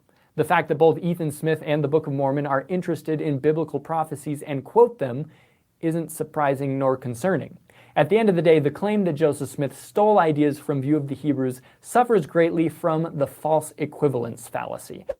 For example, Anakin Skywalker was the chosen one, and Harry Potter was the chosen one. So Harry Potter must be plagiarized from Star Wars. You see the problem? Just because two things are similar in some ways doesn't make them the same. Now, there are lots of... Okay, RFM, respond to that. Well, this false equivalency, see, once again, you're looking at the things that are not similar and then saying anything else that disagrees with my position, it's an equivalency. That's the admission you got to make when you say it's a false equivalency. It's an equivalency, but it's a false equivalency. No, it's these equivalencies over here that I think are important. Therefore, these are the true equivalencies. So that's also a way of kind of poisoning well and saying this is a false equivalency. When you talk about Star Wars and Harry Potter, I don't know. I don't think there's any connection between the two. But my gosh, a chosen one. It's a very, very specific little type of phrase, right? But if you look at Lord of the Rings and the Sword of Shannara, if anybody knows what I'm talking about, you've got the Lord of the Rings, and you know that the Sword of Shannara, which ended up becoming the Elfstones of Shannara and the Scion of Shannara and the Tiddlywinks of Shannara, God only knows where Terry Brooks ended up with that series. But it was hugely popular back in the 1980s. But you're not going to have any names that are similar between that and the Lord of the Rings, because that's what he's basing it on. I mean, that's the whole reason that he wrote it. It's a Lord of the Rings type book. And you can see that in the quest, even though they have different things. There's a rock instead of a monkey's paw. There's not going to be, a ring of power, believe it or not. So it's written knowing that that's what he's doing, and therefore avoiding mentioning the exact same kind of things in the Lord of the Rings. So is that plagiarism? I don't know. I don't like to get bound up in these definitions of words. There's obviously a huge influence from one on the other. And that's the kind of thing that I look for. Okay. All right. Thanks, RFM. Let's continue. Sure. Other parallels, but I don't want you to get the impression that these books are just a bunch of parallels. There is a ton of stuff that Ethan Smith emphasizes in View of the Hebrews that just doesn't show up at all in the Book of Mormon. In View of the Hebrews, there's the 70 trees. Is non-existent. Native Americans imitate the Ark of the Covenant and practice circumcision. The Book of Mormon doesn't teach any of these things, and in the case of continuing revelation, it teaches the complete opposite throughout its text. Now, to spice up this, And I'm just going to say, I just think that's a dumb argument, because basically what they're saying is that Joseph Smith didn't literally just copy the book, put a new title on it, like you say, and then release it as his own. Of course, there's going to be a lot of differences, because he's trying to author an original text that, of course, is influenced by things all around him, and potentially influenced by the View of the Hebrews, but in no way does it need to be influenced by the View of the Hebrews. So just this whole act of highlighting differences just feels like a really disingenuous kind of argument, in my view. I'm going to forthwith call this the monkey's paw argument. Yeah, absolutely. This is the monkey's paw argument. The story's the same, but damn it, there's no monkey's paw in it. It can't have been derived from that story. Yeah, absolutely. Okay, let's continue. This conspiracy theory, critics are eager to point out that Ethan Smith was a pastor in the same church that Oliver Cowdery's family attended. So Oliver must have acquired View of the Hebrews, given it to Joseph Smith, and voila, the Book of Mormon. The only problem is that the latest record we have connecting the Cowdery family with this church is from 1818. Ethan Smith wasn't pastor until 1821, but even if Oliver did know Ethan, the historical record is clear that Oliver didn't meet Joseph Smith until 1829, after Joseph's translation of the Book of Mormon had already begun. There are centuries apart. There can be no connection here. What are you talking about, a connection? Okay, so basically what I just heard is first the point that the only evidence we have of Cowdery's family attending that church is prior to Ethan Smith becoming pastor. 3 whole years. What? Or is it 2 years? I think it was 3 years.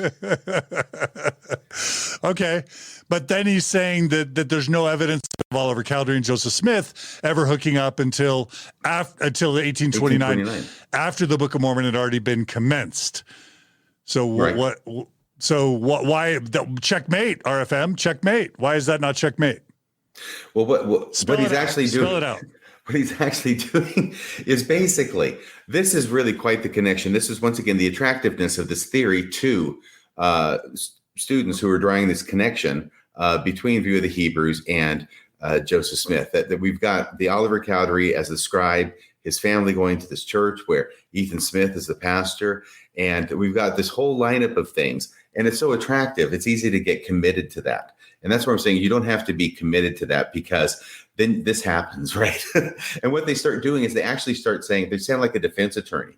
What they're saying is, yeah, these things may be close in time, but they're not exact. And what they're actually saying is that you have to prove beyond a reasonable doubt the connection between Oliver Cowdery and Ethan Smith and his book, and then that book being taken by Oliver Cowdery. We actually have to have photographs from paparazzi in the bushes along the roads between Vermont and New York, with him carrying a View of the Hebrews to Joseph Smith. And then we actually have to have Joseph Smith look. It's actually in the hat. It's a smaller version. He actually has it in the hat with his face over the hat. And he's reading the actual words line by line of the View of the Hebrews to Oliver Cowdery, who's now dictating it. And probably it sounds familiar to him, since he's the one who gave the book to Joseph Smith in the first place. See, this is, well, gee, that sounds like a straw man, doesn't it?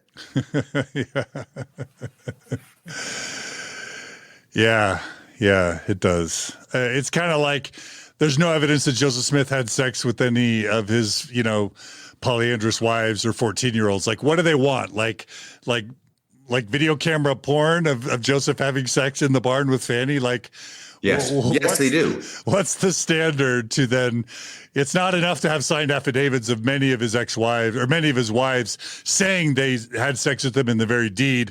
That's not enough. They need video, which is a little bit anachronistic, I think. The standard of proof is very simple, John. It's whatever I want to believe. You are never going to have enough proof to overcome that. You will always need something else. Yeah. Okay. By the way, we've got, how much time is left on this video? Because I'm still anxiously anticipating him talking about this huge theme of the civilized group being destroyed in warfare by the uncivilized group. There's 1 minute and 8 seconds left. So do you think he's going to get to that? I don't know. Maybe. I'm kind of wondering. Maybe he's not going to mention that. I don't know why that would be. Let's see. All right. Let's see, RFM. Parallels from View of the Hebrews we could discuss, but here's what I suggest. If you read or watch something online that's got you concerned about View of the Hebrews, just read View of the Hebrews. Just read it. Find out for yourself if it's actually as incriminating as some people like to say it is. I did that. It is. Okay, RFM. So you did it. You read View of the Hebrews. Yes. You did what he said. What did you find? Summarize it. I think it's more incriminating than what I had originally thought. And again, in the overall big picture, the big themes. Summarize why. The Hebrew origins of the Native Americans and the destruction of the civilized group by the uncivilized group of the Native Americans. This is the broad picture. It's the same as the broad picture of the Book of Mormon. It is quoting from all these other books that have been written on the same subject, using the same evidences for the same effect. Everybody knows about this in Book of Mormon authorship times, early 19th century America. And he's saying, just read the View of the Hebrews. At that point, I'm thinking if he'd read it, he would have announced it.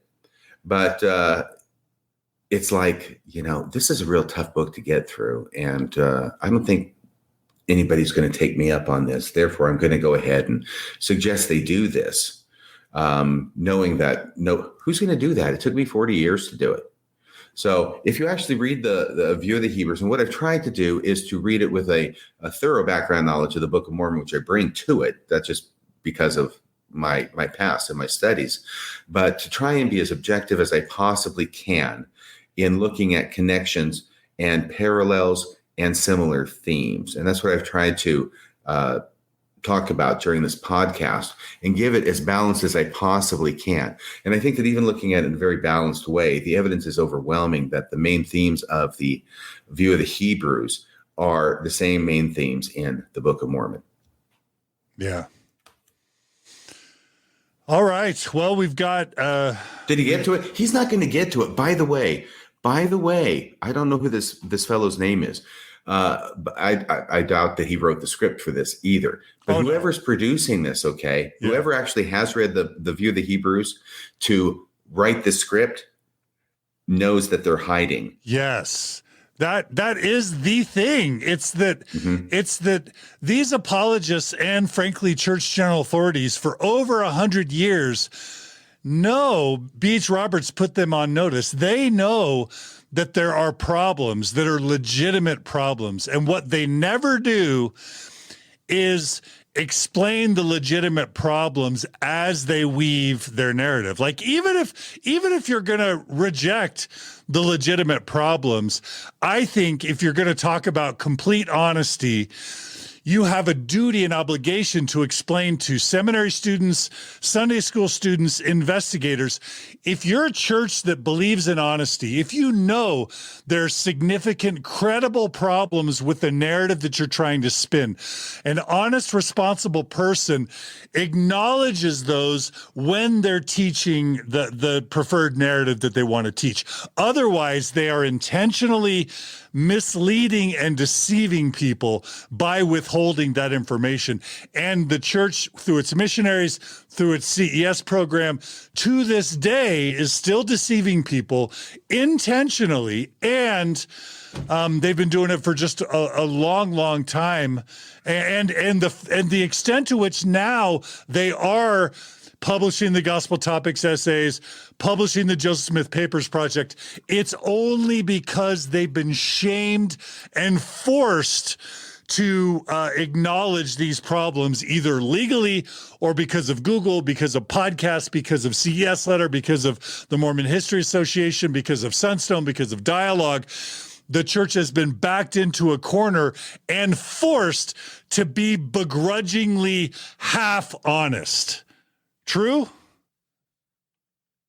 No, I think that's absolutely correct. By the way, notice that he knows, okay? And if you can play that last part again, because notice what he let slip. Hang on a second, I got a cough. Excuse me. Notice what he let slip. He's already talked about the parallels, right? He's covered the View of the Hebrews and all the important parallels. Not so fast, Bubba Louie. Because what he says is, oh, by the way, if you hear any other parallels about the View of the Hebrews in the Book of Mormon that make you troubled, i.e. things I didn't talk about, things I didn't want to talk about, but if you hear about those, which I'm not going to mention, then here's what you do. Read View of the Hebrews. Can you play that part again? Because he kind of gives away the farm on that. Okay, I'll play it again. Just one sec.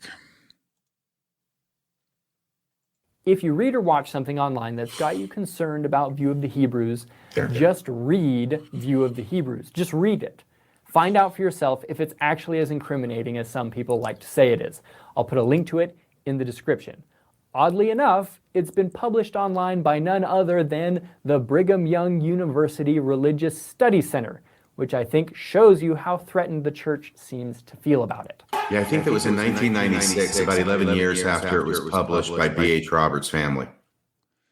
Yeah, so that's, I mean, and by the way, let me just show that they show this mocking really quickly. They follow up with kind of a mocking. This is sort of the Kwaku mode of kind of making fun. Let me just show the mocking video, and then I want you to just explicitly respond to it.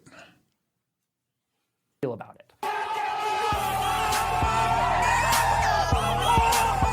I put a few links in the description to further research about some of the parallels we didn't get to. Okay, so RFM, they're basically making fun of us, saying that, whoa, clearly the church isn't afraid of you, the Hebrews, because they've published it online. So, haha, RFM, you know, take that. You know, the church isn't afraid of you. The church isn't afraid of View of the Hebrews or B.H. Roberts. What's your response to kind of that rhetoric? Well, I think the church is famous for talking about and making accessible things that ultimately they were unsuccessful at hiding. For a century, right? For a century. Well, and mainly what I'm talking about here is B.H. Roberts, because his interaction with the View of the Hebrews, that's the problem. Yeah. And so that wasn't a whole century, but it was about 60 years maybe 50. Well, anyway, between 1920s and 1985, when it was that finally the family of B.H. Roberts published it. And like you said, you and Shannon Caldwell Montez, I think it is, had talked about the suppression of that and the unwillingness of the church to mention B.H. Roberts and his interactions with a few of the Hebrews. Right. Yeah. Yep. By the way, did you say that that crowd was going Kwaku mode? Well, just this Is that like Depeche mode? Is one of the things that the Fair Mormon, by bringing on Kwaku and this Cardin Ellis and others, by the whole Saints Unscripted sort of mode is we need to appeal. This is John Lynch. This is Scott Gordon. The whole philosophy of Saints Unscripted, of Three Mormons, and of the Kwaku videos that have since, Fair Mormon is desperately trying to distance themselves from by publishing a crap ton of new videos to bury the Kwaku videos in their feed. The whole philosophy behind all that was we're losing the youth. The youth are used to humor. They're used to hip multimedia. They're used to sarcasm. And so we need to incorporate sarcasm and cutting humor and even fight back at the critics, by using kind of these social media techniques of kind of destroying the critics through memes and through social media and by making fun of them. That's what I meant by that, RFM. I got it. And like I said, I thought, is that like Depeche mode? Depeche mode? Depeche mode? Am I not hitting anything here? What do you mean by Depeche mode? I'm not getting it.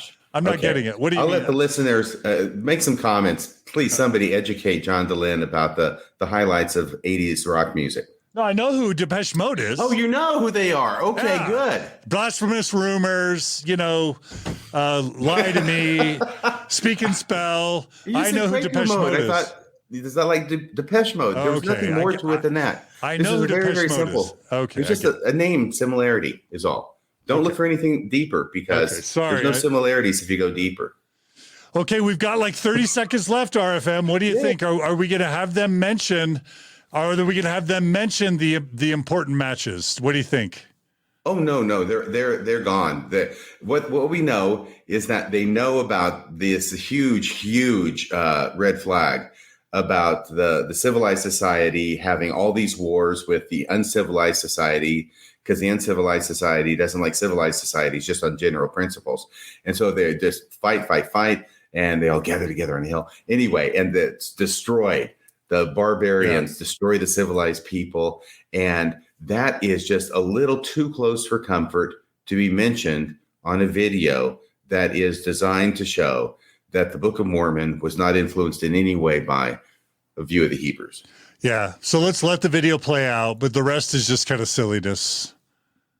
Put a few links in the description to further research about some of the parallels we didn't get to. There's also more info about the Ethan Oliver connection theory, and there's also more info on our website. Hope you learned something, and have a great day. All right, I learned something. I learned that they are scared to actually give the full story about the connections and the parallels. That's what I learned. So RFM, let's just, someday the church is going to learn to not be dishonest, to not be deceptive. Someday John Lynch and Scott Gordon and Fair Mormon and Daniel Peterson and all that crowd is going to learn to be dishonest. If you're going to be, You're going to learn to be dishonest. they're going to learn to be. They've already got that down. Sorry, they're going to learn to be fully honest.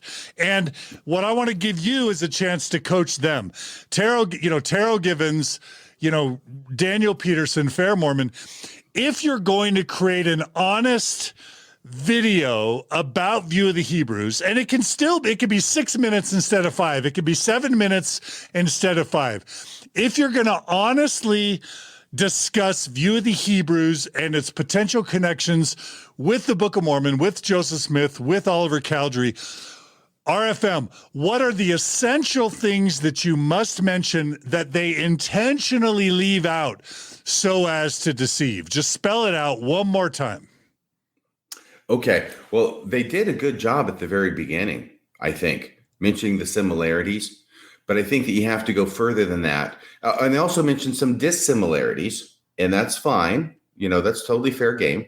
But I think that when you don't mention a huge similarity about the destruction of the one group by the other group and the civilized and the uncivilized, I think that when you leave that out, I think that you are doing a disservice to a person who is looking to you to give them the full story.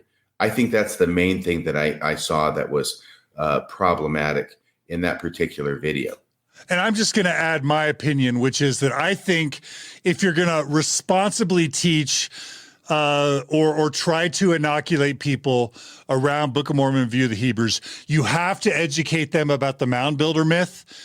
And you have to tell them that there were 10 to 12 books, all published before and or contemporaneous to the Book of Mormon, that all had their different spins on the same question, and that literally the Book of Mormon is just sort of one of like 12 books within a genre of attempting to explain the origins of Native Americans by tying them to the Bible and to the lost tribes of Israel. I just think it's irresponsible to not mention that genre, all the other books, and the mound builder myth that contributes to the Book of Mormon being just one of 10 or 12 publications that are all within a genre trying to explain the same type of things. That's my view.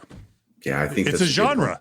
It's a genre. The Book of Mormon is one book in a genre of books that we would absolutely expect to have come out of the 1820s and 1830s.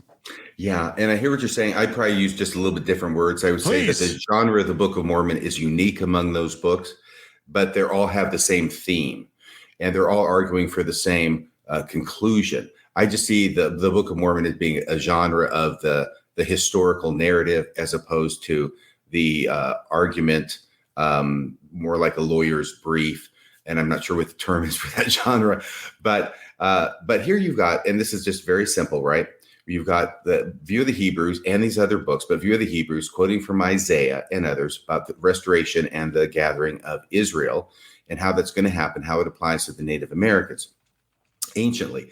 And then you've got the Book of Mormon, which is a historical narrative, different genre, but the same theme. And they're taking these same or similar prophecies from Isaiah about the scattering and the gathering of Israel and saying, look, this is us. Isaiah was talking about us. We're scattered on the Isle of the Sea, but in the last days we'll be gathered again. So that's what I mean. There may be a different genre, the way I use the term anyway. I could be wrong, but it's the same theme throughout. Absolutely. Okay. And so what I want to do really quickly, we have a really good question by one of our listeners. Amy writes, is there a list somewhere of the other similar books? And fortunately for Google, I was actually able to find an amazing list. And I think I first heard about this list on Bryce Blakenagel's Naked Mormonism podcast. But what I just shared in the comments, if you just Google, where did Joseph Smith get his ideas for the Book of Mormon, what you'll find from Utah Lighthouse Ministry, a list by none other than Sandra Tanner, a list of all the books that likely influenced the Book of Mormon. So there's James Adair, the history. Yeah, that's a big one, by the way. And there's Elias Boudinot right there, Star in the West. James Adair, the history of the American Indians, 1775. Elias Boudinot, Boudinot, A Star in the West from 1816. Edmund Burke, An Account of European Settlements in America, 1808. Edmund Burke's a big guy too. I mean, very famous, very intelligent. David Cusick's Sketches of the Ancient History of the Six Nations. I mean, and this list is literally, there's like 30 books here, and it's literally too long to mention, to read. If we read all the citations, it would probably take an hour. That's how many books there are that fit within what I'm calling a genre. You don't want to call that a genre, but I'll just say a clear attempt for decades prior to the Book of Mormon to explain Native Americans and their origins and to tie them to the Israelites and or the tribes of Israel. Yeah, it's everywhere. It is everywhere. Think of something that everybody knows. Diet Coke. Okay? Excuse me. There you go. Diet Coke, right? Everybody know about Diet Coke? Yeah, everybody knew about the idea that the Native Americans were Hebrew in origin in Joseph Smith's day. Absolutely. Absolutely.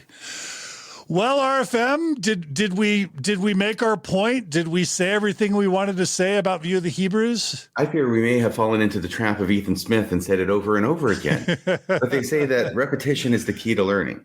Yeah.